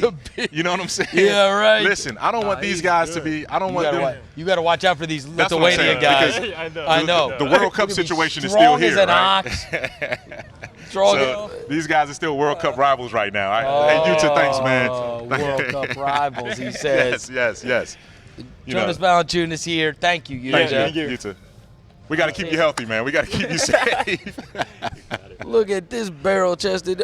So last time I saw you had just signed your contract in Las Vegas. Then you headed off, and we were just talking to Yuta about his World Cup experience. What was it like for you, and have you recovered from China? Because I know that no, seriously, like that time zone stuff, and the days are nights, nights are days, and it has taken guys quite a while to get back adjusted. And I was just listening to a podcast last night saying there's teams that are playing over there in the preseason, and that those teams at the beginning of the season, they're going to be up against it because there is a major adjustment that takes place. I don't know what time zone I'm at. You don't. You don't even know. Yeah. I don't. I believe from China, I went back to Lithuania, and from Lithuania, I came here. So I don't know which time zone I'm at right You don't know now. what This is time it central. right now, do you? So I'm just, Do you have any idea? Estimate what time it is right now. Wow, 12:30. He's I think close. it's Actually, close. I not think it's bad. close. 12:37. Hey! Not bad. Jonas, to see you, and I had a chance to watch every game that you played with Lithuania, and I heard the broadcast. I saw the passion and how much it meant to you. Diving on the floor for loose balls, setting screens, doing everything to lead that team. Obviously, that means something to you from a nationality standpoint. But coming back and translating that same sort of leadership to this roster, what is that going to be like for you? You know, you can say playing for Lithuania is pride. You're playing for your country and this and that, and all is right. You know, that's what it means to me. But in general, just playing basketball is a big thing for me. Doesn't matter for your country, club, in the backyard with your kids. I'm not going that hard, but you know, it's something what I love to do, like to do, and what brings me a joy and goosebumps. What is it with the game and the way that is played throughout the World Cup that favored so much for big guys? Because whether it was Jokic or it was Anderson Varejao with that Brazilian team, or if Mark was there at the end, Rudy Gobert is there at the end, it just seems like when I'm watching that, there's like the last 4 teams, the last 8 teams. Yeah. Like if you didn't, and the United States, they didn't have anybody big. They had they had one of the Plumlees, and then they had Miles Turner. They had no power forwards on their team, and their lack of size really shows up. Whereas in that World Cup and the way that game is played, it just felt like so many of the best teams in the high-level competition was played with teams who had big guys as centerpieces. European basketball FIBA basketball is more oriented about big guy, I guess, and more big guys in Europe than I mean, it's just fun to see, big guys doing good. Right. Because it's odd because, right, if you didn't have one, you were in trouble there. Yeah, so these days, big guys kind of transferring to shooting big guys, which is okay, which is all league going there. But, sometimes it's really cool just to play old school way and, pose the guys up and big guys setting the screens, working on a post, working down low, and just destroying guys. I get that. That's now listen, way more fun for him. Because I know Jonas is a big guy by heart and nature and everything, but the word on the street is he's been working on his 3-point shot. I heard. He doesn't want to admit it. Look at his look. That doesn't mean you're soft. I don't want to. You're still hard. We don't need Brook Lopez. No. You go get in the post and I've heard, murder somebody, right? I've heard on these international streets. You have to adjust your game a little bit. Yeah. I'm not saying that I'm gonna be shooting 7 threes a game and but if you're grabbing 2 open, I can rebounds. knock it down, right? But priority is inside. Priority is to fight for the rebounds, stay inside, and but adding the shot to your game, it's advantage. And when somebody leaves you open, knock 3 points, that could be big advantage for us as a team. Right. You are a happy guy. You wake up, you're smiling, though you don't want to show that on the court. But no, I mean, like, you're generally a positive guy that, like, he's happy. Everybody's happy to see each other. And one of the things we talked about is at this media day, it's very strange because everybody's kind of just met. But it feels like so many of you guys have been friends for a long time. Everybody's messing with each other. And I do think there's kind of like this collection of a bunch of guys that have this generally positive outlook, that are happy about, being in the NBA and playing on this team together. And then when you throw them all together, right, I don't know. It feels like the chemistry is not going to be hard to come by because so many guys kind of like attitude.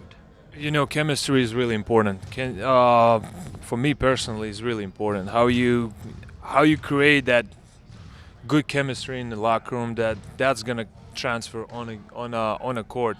Meaning that everybody gonna be willing to help each other. Everybody gonna be willing to sacrifice for another player. That's small things gives you extra position. Extra position gives you extra points. So everything is on a chain. Locker room. The guys were. Most of the guys I met first time. I mean, I've seen them before, but I met in person. And now we're teammates, and it feels like we know each other because when you put the guys who's same-minded and with the same thoughts, I guess. Feels like, damn, I know this guy. Right. Well, and Jaren's, a ringleader of that. Yeah. And one of the things that was so disappointing about last season, acquire you, and we didn't see it together. We didn't see you guys playing together last year, virtually at all. 2 games. They only played 2 games together, which is what I was going to ask you too. You played with Sabonis. With Lithuania. Yeah. Same kind of versatile guy, sort of like Jaren in terms of being able to be outside and come inside. Is that going to sort of help you Are there similarities in how you play with Sabonis versus how you can play alongside Jaren? Every coach has a different schemes and different type of play, but playing with the big guy on a court together, we could be very versatile. He's big body, he can rebound, we can protect the paint better, protect the rim. The goal is to be best front court in the NBA. So. Sabonis. I'm about to drop the mic on that one. I don't have anything else. That's it. That's it. Well, last year when the trade takes place, it's got to be a little strange for you because you're joining a team and it's got Mike Conley on the team, right? And it's got Kyle Anderson. It's got these veteran guys, and now you look around and it's kind of now, even though you were on the team for the last part of last year, you look in that locker room and you're meeting everybody in large part for the first time, right? Like the familiar faces are, Dillon didn't play last year. So I guess Dillon, Ivan, Jaren, there's only a handful of you guys that are even carryovers from last year. So if you can't just speak to, hey, at least you know where your locker is, right? Yeah, I'll find my locker, yeah. Everybody else got to find theirs for the first time. Different faces around, but Yep. still mine. Yeah. But you wanted to come back here. And I think that surprised some people, right? Just because you knew that it's going to be a transition. They got number 2 pick in the draft. Jaren Jackson's on its way up. But you felt like you wanted to be a part of this going forward. And I guess the big question is why? The main reason was I really enjoyed last season. Ended like we didn't want it to end, but still, those 20-plus games I played with Grizzlies, I really enjoyed it. It was really, gave me everything what I needed, So I thought, why not? That's what I need. I knew that it's gonna be some changes. I didn't know that it's gonna be that many, but but I knew that it's gonna be some changes, and I said, I wanna feel the same way, and I wanna just go and fight for the team, for the teammates, for organization. Well, and you like being the underdog, right? This is one of those. The expectations. People are gonna pick you guys low in this thing, right? So you go out there every night with people not believing that you can win games. But it's on us to prove them wrong, right? Right. Absolutely. It's on us if you're going to feel sorry for ourselves and sit down and think, oh, okay, next year. Yep. It's not going to happen. It starts here. This is, right now, a studio, but it used to be a practice court. So it starts here in the practice court, It'll be a practice court again as soon as we wrap up here, man. But Jonas, thanks a lot, man. And look, seeing you out on the court tomorrow, I'm looking forward to it, brother. Thank you, brother. You kept the beard nice too, man. My damn hand. Yeah. Beard strong too. Beard game strong, man. Beard game strong. Do not shake his hand. Don't do it. What's going on, Grayson? I broke my hand. Good grief. From the best beard on the roster to the best baby face on the roster. Well, yes, my guy. I want to know how many people. The nice and clean shaven.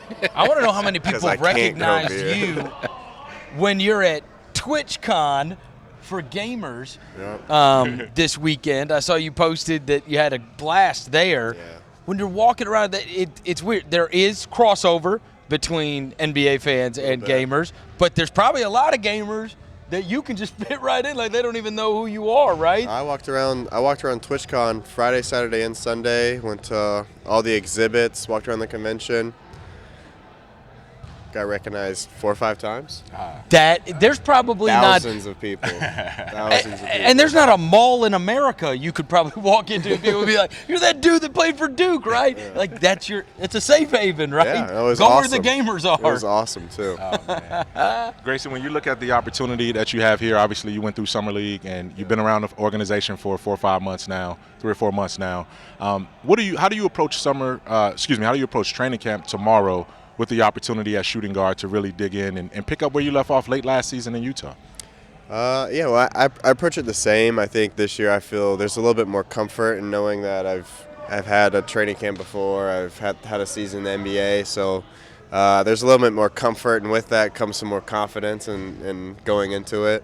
I'm very careful not to just look at like how many shooting guards we got on our roster. No, because I think there are so many lineups you could throw out there, and with the way Coach Jenkins ran our team in summer league and with how we've been playing pickup and the way I think it's going to go this year is, I mean, it doesn't matter what position you are. You can throw 5 guys out there and fill 5 spots around the perimeter. So we all got to go in and compete, and I got to go in there compete and say, how can I fit in this offense? How can I fit in this defensive scheme and add to the team? You had the opportunity last year to kind of, I mean, you went through an NBA season, and so you learned what it's like to be an NBA player, but how similar does this feel to even last year coming in as a rookie, because you come to a team that doesn't have a lot of preconceived notions, right? The whole prove myself deal all over again, because it isn't old hat. You're not on the same roster knowing who you're competing against. I mean, for the first time, you're going to be playing against a lot of these guys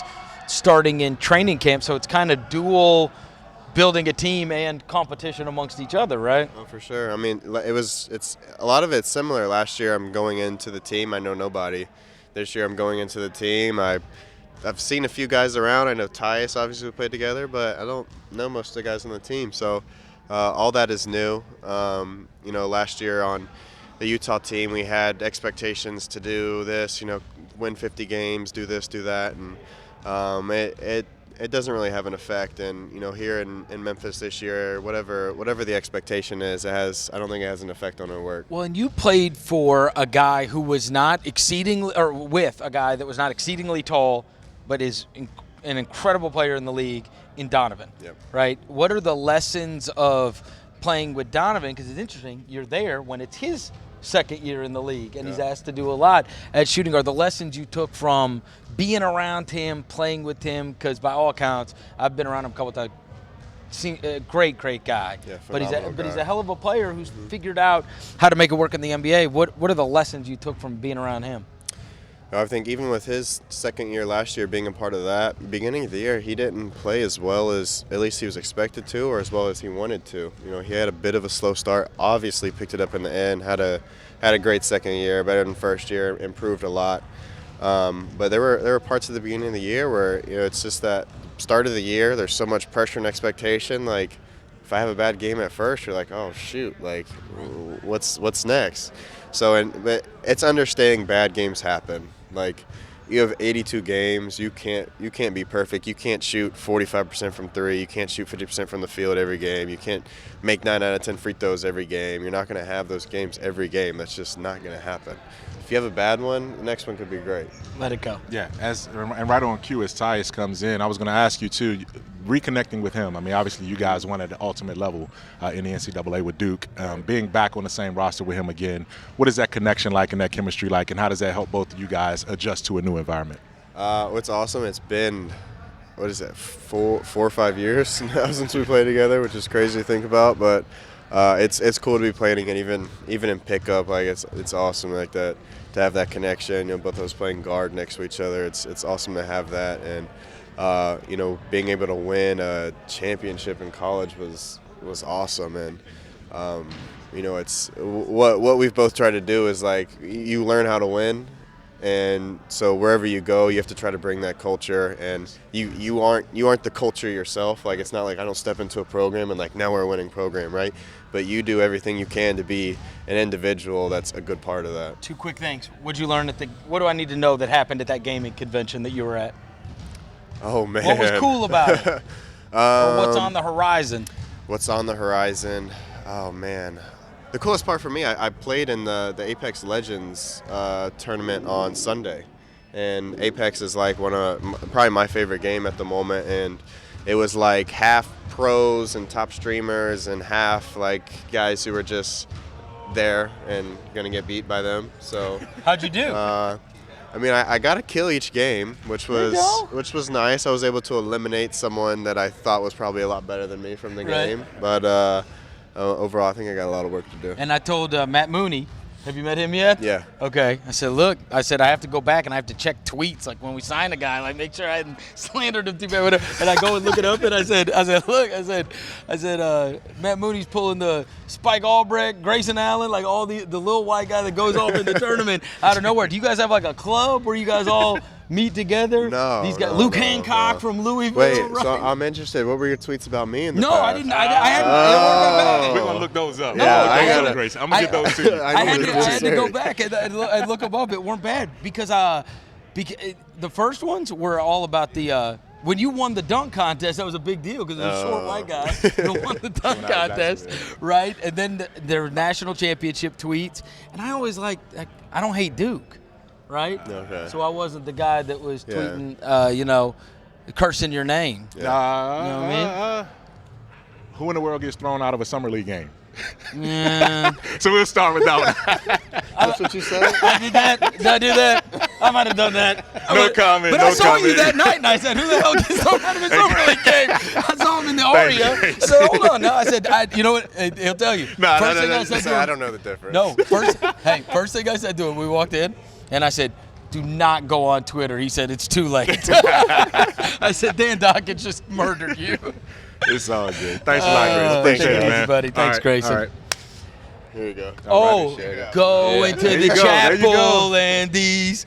Hey, Congratulations, man. That's that Just championship got backcourt. engaged this Yes. weekend. Like, hey, oh, How awesome is that? Okay, Yeah. okay. It just happened this weekend, right? Friday night, yeah. Congratulations. Were you right nervous? Here in Memphis, huh? Here in Memphis, There yeah. you go. Were you nervous? I was. Yeah, You I were? was. I wasn't nervous. think she was gonna I wasn't say no. nervous. She was gonna say no. I was just nervous just to do it. Just nervous. to- It's nerve-wracking, you know what I right? mean? Hold on, this Tyus Jones, obviously Grizzlies point guard, signed this offseason. But the first question, I'm glad you guys jumped right into it. So how did you go about doing that, man? How did you go about popping the question? And you went traditional, or did you go new school? How'd you do it? I did it traditional. Just went down over to Harbortown, Mud Island, and did it down along the river, watching the sunset. So. Yeah. Look at the romantic. Look at the know. romantic Tyus Jones. Man, they said his so- decision making was top notch, man. But it's interesting because a lot of you guys, though you are young, have been through a lot of life-changing things that have taken place over the course of even just the last 3-4 months, right? You got so much new stuff in the lives. Ja's got a new baby girl. Kyle Anderson just announced that he's got one coming on the way. You just get engaged to get married, and so while it is a young team, there's a lot of quick growing up that everybody's doing at the same time, right? Summer. Yeah, definitely, and especially signing here in Memphis. Yeah.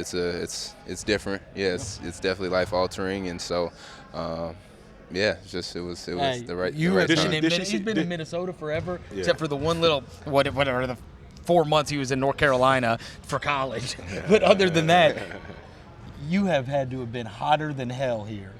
It's been, because you've been in Minnesota your whole life. At first I was like, okay, it's cool, it's a little hot, but when it's every single day for the last month has been in the 90s, I'm like, okay, now I keep hearing it's about to cool down. It's about to cool down, and it's we're about to hit October tomorrow, and it's going to be in the 90s all week in October. No. Once the winter hits, I'll be good, just because there's no won't be as much snow if any. That's for sure. Especially compared to Minnesota, but right now I'm like, man. Mike's been asking everybody. He's asked Ja. He's talked to everybody, including the coach, about you guys being able to play together because you're the big free agent acquisition. He's the big draft acquisition. And so the idea is they don't have to just play the same position, right? But the idea of you guys you can alternate, and you guys can both play both positions. If you can just speak to that and playing off the ball, because you have kind of been always a guy that has been certainly most successful with the ball in your hands. Yeah. It's definitely something that we've talked about, and I'm excited for. I think Ja will tell you the same thing. It's when you have 2 point guards out there on the court, one, not all the point guard pressures or responsibilities are then on you, because now there's another guy out there to have those same responsibilities. But at the same time, too, now you have another guy who thinks like you, who can, get the outlet pass and push the ball up, and now you can be off the ball in more of an attack, playmaking mindset rather than always trying to orchestrate things. And so I think that's something that me and Ja could both take advantage of, and when we're both out there, it's not who's the point guard. It's just we have two guards, on the court. So I think it's definitely something that can be great for us. And it's not something that's totally foreign to you because you did it. You experienced it in Minnesota with Jeff Teague and yourself. We talked about that even when Derek came along. You and Derek, as a matter of fact, Derek shifted to shooting guard towards the end when you came along. Name the other 50-point guards they brought in during Tyus' stint there. I swear, every year. But poor guy, they draft you, and then it's like Levine, and it's Chris Dunn, and it's like 100 guys. But you're also seeing, Houston is about to go through that dynamic too with Russell Westbrook and obviously James Harden and those kind of guys. Is that just you want to get the best playmakers on the floor as much as possible, especially in crunch time? Yeah, for sure. I think that's exactly. I think you nailed it. Is just having playmakers on the court. It's not necessarily who's going to play point guard or who's, quote unquote, the shooting guard. It's just you have guards, you have just basketball players out there, and I think so much of today's game is going towards hybrids of everything. You're seeing more 4-guard lineups and just one big, and you're seeing a lot of 5 outs, and everyone's shooting the threes and able to put the ball on the ground. So I think you're getting away from your traditional point guard, shooting guard, small forward, power forward, and I think you're seeing more just playmakers out there on the court, and so that goes right along with having multiple point guards, just because you're having multiple guys who can put the ball on the floor, make plays, think at a high level. I think it's something that you're seeing. Well, more and more. and you've been a big time throwback, right? All the way back to high school and then college, where it's like you're the point guard that tries to make everybody else better, right, before they start looking for theirs. With that being said, and knowing the way you kind of fit on this, is this one of those deals where you're just going in the gym shooting 10,000 threes? Because you've never been a high-volume three-point shooter, but now if you're playing 2-guard and you're off the ball, you got to be able to bang down threes on a regular and shoot a lot of them. Yep, exactly. So, this summer was a lot of catch and shoot stuff, a lot of just reps, and you always got to be ready to go off the ball. You got to be ready to play on the ball. So I think I'm ready for whatever coach throws at me, and be ready to go and just help make an impact on this team. And we'll get you out of here on this as training camp starts tomorrow, and making that adjustment from the college game to the NBA game at an elite level. What's the one thing that you look back on now and you say, you know what, I wish I would have known this, coming in, that I can probably share with Ja? Just to stay patient with everything. All your life, you're always the best player on your team. You're majority of the time the best player on the court. Coming up through high school, even at the college level with a lot of us. So just stay patient because, early on in my career, as I think a lot of people can tell you, you got to kind of earn your way, into this league. Luckily for guys like Ja, like Jaren, from day one, they're thrown in, they have, the ball in their hands, and they get to learn and make mistakes and just play. But at the same time, I would say the big thing for me was just stay patient. It's not going to all come at once. You're not going to get it down, in 5 or 10 games. It's going to take time. There's going to be growing pains, but at the same time, you're allowed to do that. You're allowed to make those mistakes. You're allowed to learn. And it's just don't get down on yourself, or don't think you're the only one that doesn't get it, right away. This has to be a great feeling for you because, through your 4 years, you're still never guaranteed minutes. You might play 30 minutes one night, and then you might not play the next night. Then you might play 10 minutes for a week or whatever else. But that after that first 4 years and you staying patient, there's a team out there that said, hey, we want that guy to play big minutes for us. And so it's got to be for the first time in your life, you're not going into a training camp going, oh, geez, there's these 3-point guards, including the 2 draft picks that I got. Because, you went through – you have the most interesting career in terms of what Minnesota went through those years, and always bringing in – it just so happens you're in the draft where – the point guard is the right pick at that point in their mind or whatever. But for the first time in your career and you're 5 years in, you're walking into a training camp going, I'm one of the guys. Yeah. So it's definitely different for me, like you said. But it's also exciting, and it's something that, I think has helped make me the player and person that I am today, is kind of all the different scenarios that I've been, in and been through in my first 4 years. So it's definitely been, a blessing and, a learning process in the first 4 years, but it's also something that I think has helped me, kind of see the way of, the NBA and see how it is and see, like I said earlier, you just got to be patient because, eventually you'll get your shot. All right, he's Tyus Jones, led the league in assist-to-turnover ratio last season. And just for the record, she said yes, right? She did. She said yes. Congratulations, brother. Thanks Thank a lot. All right. And in Memphis. I mean, you know what I'm saying? And like in Memphis, man. he's already made his. I mean, it's gonna be hard to. I guess you guys win a title. But, I mean, you're probably not gonna. I'm just saying, you're not gonna have a better memory than that, right? That's forever. That's forever. That man. you know what I mean? That he got engaged. And he went to the humid Riverside too. I know man. it. Humid. Yeah. man. Did you at least wait until it was late outside? I mean, He said the sunset. Oh, sunset. you guys were sweating your asses off. She said, "Yes, just get me an air conditioning." Oh man. Hey, well, listen, we're rounding it up now. Listen, these guys, we've heard from most of the main players. I think There's we still a got couple Dillon. More. There's still a couple more. Yeah. Miles Plumlee. We got a couple more guys The left. so elder hang in. statesman. Yes. He yes. goes last now. Dillon. Who? Dillon? Dillon No. is the longest tenured guy on the roster. Oh, by a wide margin in terms of games. Well, technically, no, Ivan was drafted before Dillon. Ivan was a Grizzlies draft pick at 30-something before Ivan Dillon might was 45. have more games played now too. It'd be close because of last year, yeah. right? Because yeah. Dillon, he played all 82, his rookie year, and that was the most. No, I think it's Dillon. It'll be close. We'll look that up. When we By come the way, back. Regarding Grayson, real quick, when you were talking about going back, it was Chandler by a wide margin in terms of my tweets. I had to go back and delete. I mean, it wasn't even close. He destroyed everybody in that one.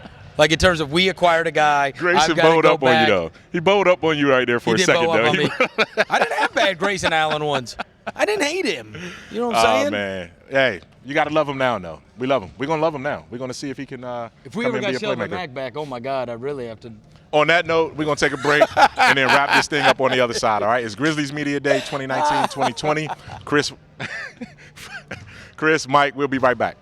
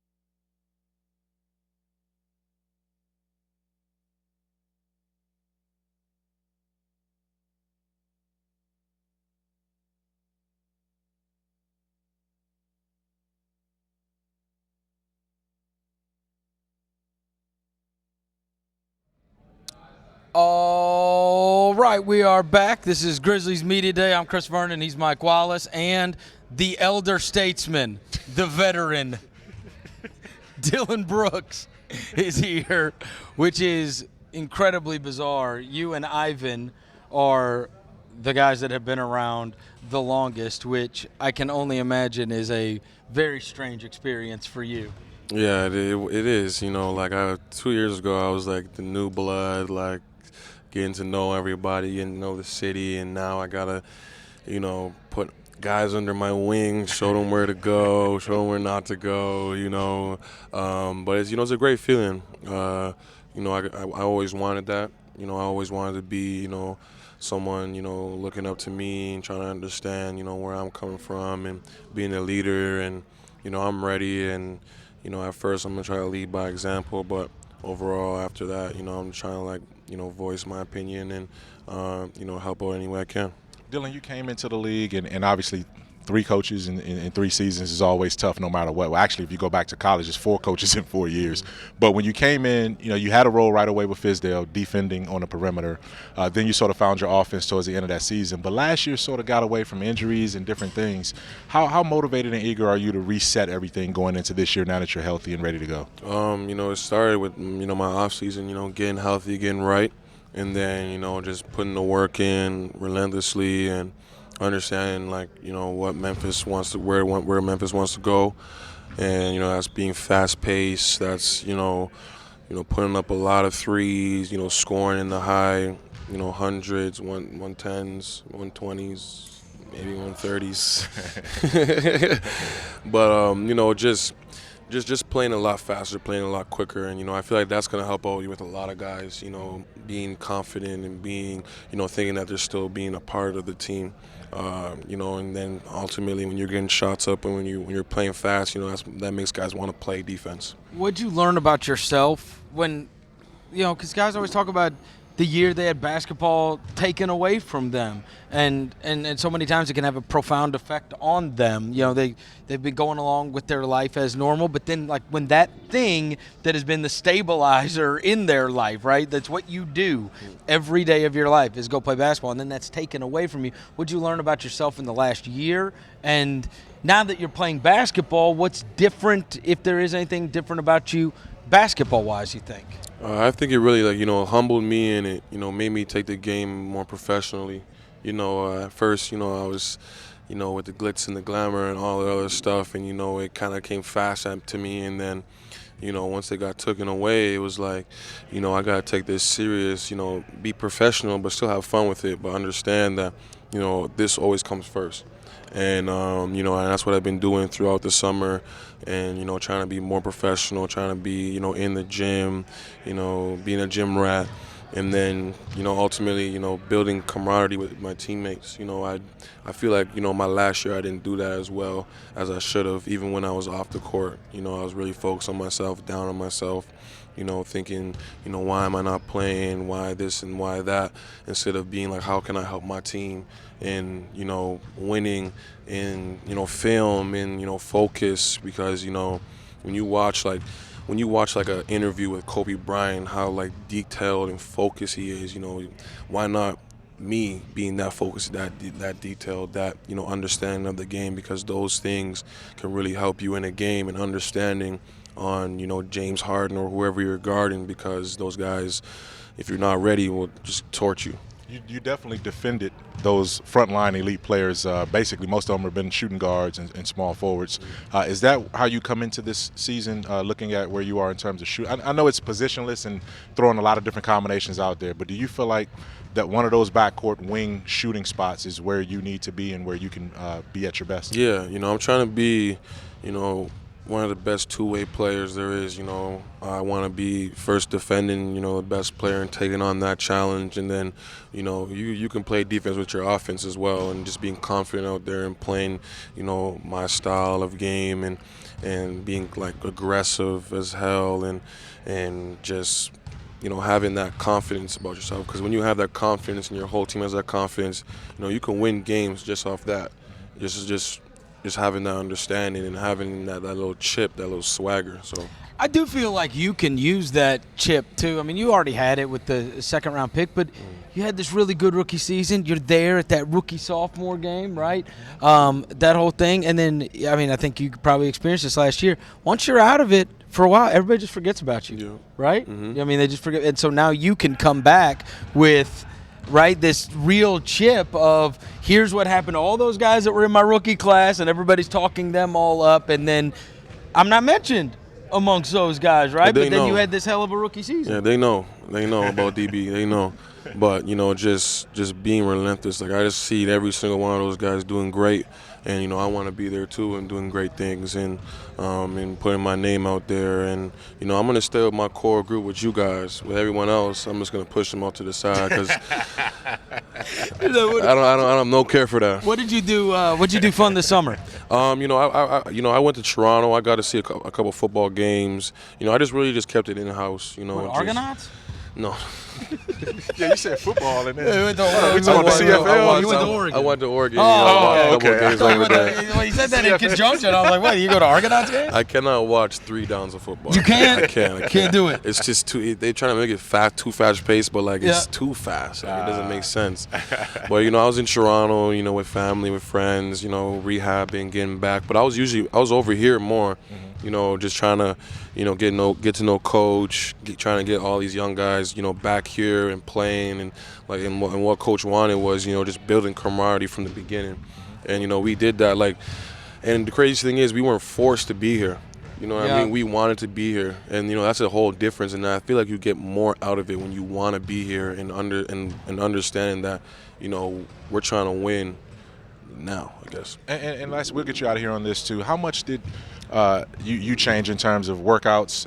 Man, you played power forward in college, and now you're basically talking about scoring 130 points, having to get up and down the court. How much did that require you to sort of recondition yourself and get your mind and your body in a certain expectation? Yeah, it took a lot, just running. We were doing bike tests, a lot, and then just up and down playing a lot, and just focusing on, okay, I'm feeling tired. Let me just try to fight through this, and then it'll keep going, and then you just get better at it and better at it and better at it. And I feel like, me playing power forward in college, being a mismatch there for bigs, now I can come into the league and play a 2 and be a mismatch for guards, post them up, be stronger, get my shot off. So, I can't wait for this year. I feel it's going to be so exciting, and, Were you in the gym when Ja dunked on Jaren? Yeah. No, I wasn't there. I heard about it, though. I heard it was crazy. I heard it was crazy. I mean, there you go, still starting stuff, man. I mean, look, I just asked. I said, look, have you dunked on anybody? He answered the question. Yeah. He is so athletic. I never seen no one athletic like that. Yeah. That's some D-Rose bounce. So. I mean, and it's quick, too. Like, it gets up so fast. Fast, yeah. Explosion, man, for sure. Right? So now you gotta really watch it. Yeah, I don't jump. Right? I don't jump. Yeah, I just swipe. Swipe and go. Get out of the poster. Turn your head. And then inbound the ball, go the other way, right? Tell him it was Marshawn. Yeah. Which Brooks? We can't do that now. That's done. That's done. Which Brooks? On that note, Dillon, thanks a lot, man, for joining us, man. Good luck with the season. Thank you. All right. Hey. The elder statesman, Dillon Brooks. Yes, sir. Third season. No, man. He's got more media days under his belt than anybody else. Anyone else here. You know It's what I mean? That tells you unbelievable. about the roster. That tells you about the front office. That tells you about the coaching staff. And It's a new dynamic here, man. I mean, look, I've obviously been at all these media days. Yep. But for the last 12, you wait until Marc Gasol and Mike Conley are talking. Mm-hmm. It's weird. Mm-hmm. It is weird, right? Because you just or Tony Allen or Zebo. Yeah, You know what I mean? but those guys, you're talking about over a decade. Right. Over a decade that they're the big players on the team, Mm-hmm. and this is the first year that they're not here at a media day, and it's strange, but I also think it does point to the hope that was kind of like the theme of this, which is there's real reason to be hopeful because who knows? You end up with 2 top 20 NBA players. With those 2 guys, and now you're talking. Those are the teams that have chances at titles. And you have, as you talked about with Dillon too, you have a handful of other guys who have something to prove this year. Jae Crowder is on a contract season, but he also knows that he can look, whether you're asking him to be a role player on a championship contender or a veteran voice on a young team, he's willing to step up to that challenge. Kyle Anderson, once he gets his body right and shoulder right, he's coming back to show that he can make the transition on this new roster. There's so many different storylines on this team that it's going to be intriguing going in, but it's going to require patience. It's going to be exciting, but it's going to require patience, and it's going to require building from game to game. Well, I'll tell you this, too. People now, I mean, anybody that watched this today or have listened to it, you can get – there are a lot of good dudes. Like, they're all good guys. There has not been one – arrogant guy or a jerk amongst them. And you could say, oh, well, it's media day. Nobody acts like that. Yes, they do. I've been here for a long time. They do. Right. Everybody's been so cool. About everything, and you see like how they've gotten along so fast. What's up, brother? Yes. Good, man. How you doing? Welcome in. You have no relation to this John Reese Plumlee at Ole Miss, do you? Have you seen the starting quarterback at Ole Miss now is a Plumlee, and people were like, wait, there's another Plumlee? He's a little short quarterback. Yeah. Miles Plumlee, lady. Not that I know of. It's hilarious though that you guys have a famous professional sports family. And now there's another one that has nothing to do with you guys. You just assume every Plumlee is a Plumlee. Well, they got to be somewhere related, right? Some distance, I don't know. Some way, somehow. All right, so let's talk about you ending up here and now kind of fitting into what's going on in Memphis, because you look around, you're now one of the vets on the team, right? You moved to a team and you're one of the vets on the team. Your conversations with Taylor Jenkins and the front office here are kind of like what's expected of you and kind of how you fit into this. They're rebuilding and they're trying to build a winning culture here. And like you said, I've played for, this will be my 6th team now in 8 years. So I have a lot of, surprises myself, but I do have a lot of experience. I've been on good teams, bad teams, played with some greats, played with guys that didn't handle things the right way. So I just hope I can be like, just a wealth of knowledge for the young guys. I want to be here getting shots up with Jaren whenever he wants to play. And I still want to improve personally, but whatever I can do to help this team win. Well, it's interesting you bring up those experiences and playing on good teams, playing on bad teams. What's the difference with the good teams? Outside of just having good players. Yeah. Right? Like there's something different about those teams typically. Yeah, like I said, people ask, how you build a winning culture, and it's, it's all the little things, the dedication, the habits. Does everybody show up to practice on time, or is there someone late every day? Are you getting your extra work in? How are you handling your stuff off the court? Is everybody going to sleep? Eating the right way? Like, how much does this matter to us? And the one thing that's been really impressive to me is like these young guys are really hungry. They're coachable. Everybody is willing to work with the coaches, do what they ask. Sometimes things are uncomfortable when they ask you to do certain things, but they're ready to go. So it's inspiring for me. I'm really excited to be here. Chris asked Solomon the same thing, sort of going through the Atlanta experience and even for a little while being around Trey Young and John Collins. Do you see some of the similarities in terms of the youthful energy and the upside that Jaren and Ja bring to the table here? Yeah, very much so. It's I don't want to compare guys, but it's very much like the talent level is just off the charts. I can see it in both of them, and they're so young, but they're so eager and willing to do what it takes. That's really what makes someone special. There's a lot of guys that come to the league with a lot of talent, but the attitude these guys both have has been, really, really good. With your years in the league now, the NBA has changed so greatly over the course of those years, and especially for, as big guys. And so in terms of where you fit in here, Taylor comes from a place where once upon a time Brook Lopez was down on the block every play. And now Brook Lopez will shoot 53s a game if you let him. You know what I'm saying? And he's and in many cases he's guarding guys out on the perimeter on the other end. And so you kind of saw the way some of their big guys were used in Milwaukee. Does this now send you into a gym where you're trying to have now threes are the thing you're practicing the most, more so than being down on the block like life would usually put you?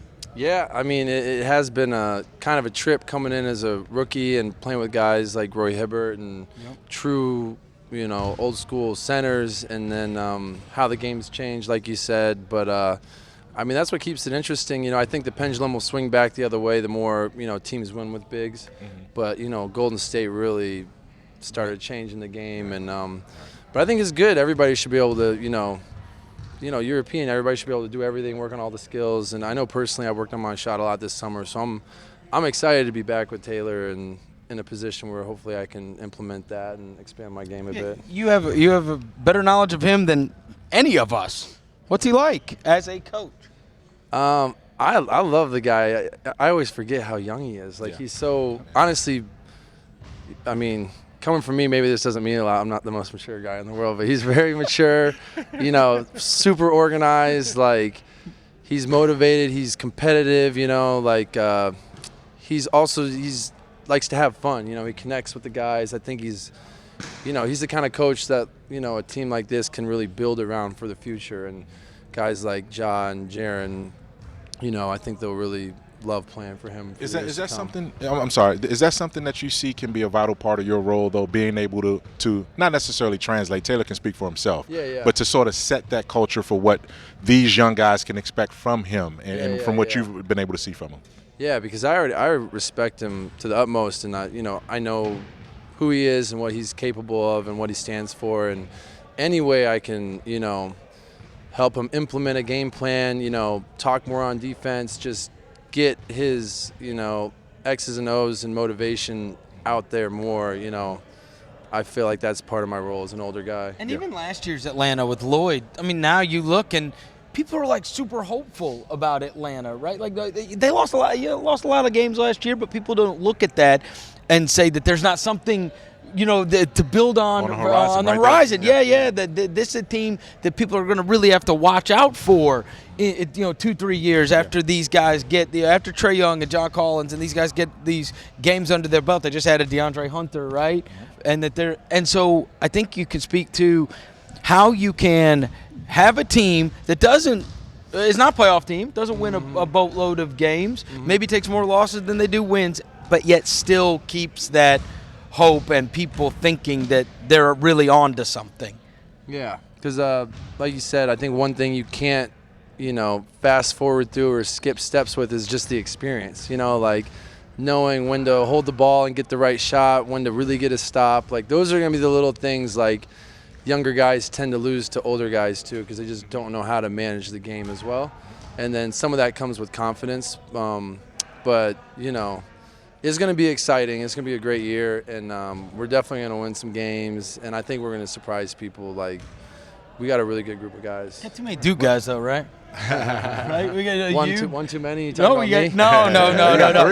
Did you guys team up? Grayson, Tyus, and that's what I'm saying. Right? Three. Yeah, they got three. You guys team up in the scrimmages. Yeah. Well, the first week I was here in August, me and Grayson, we did pretty well against Jaren and Ivan. Yeah, we didn't lose. So. What? Uh-oh. There it is. I put it out there. Yeah. There it is. Now you guys got ties too. So. Yeah, I know. It's gonna be fun. Representing. Training camp is right around the corner. We wrap up Grizzlies 2019-2020 Media Day today, and training camp starts tomorrow. So for Chris Vernon, I'm Michael Wallace. Thanks, Miles, for jumping in with us, and we appreciate it. Good luck tomorrow out there. Yeah. And stay tuned. Keep it locked on all of our coverage on Grind City Media at Grizzlies.com.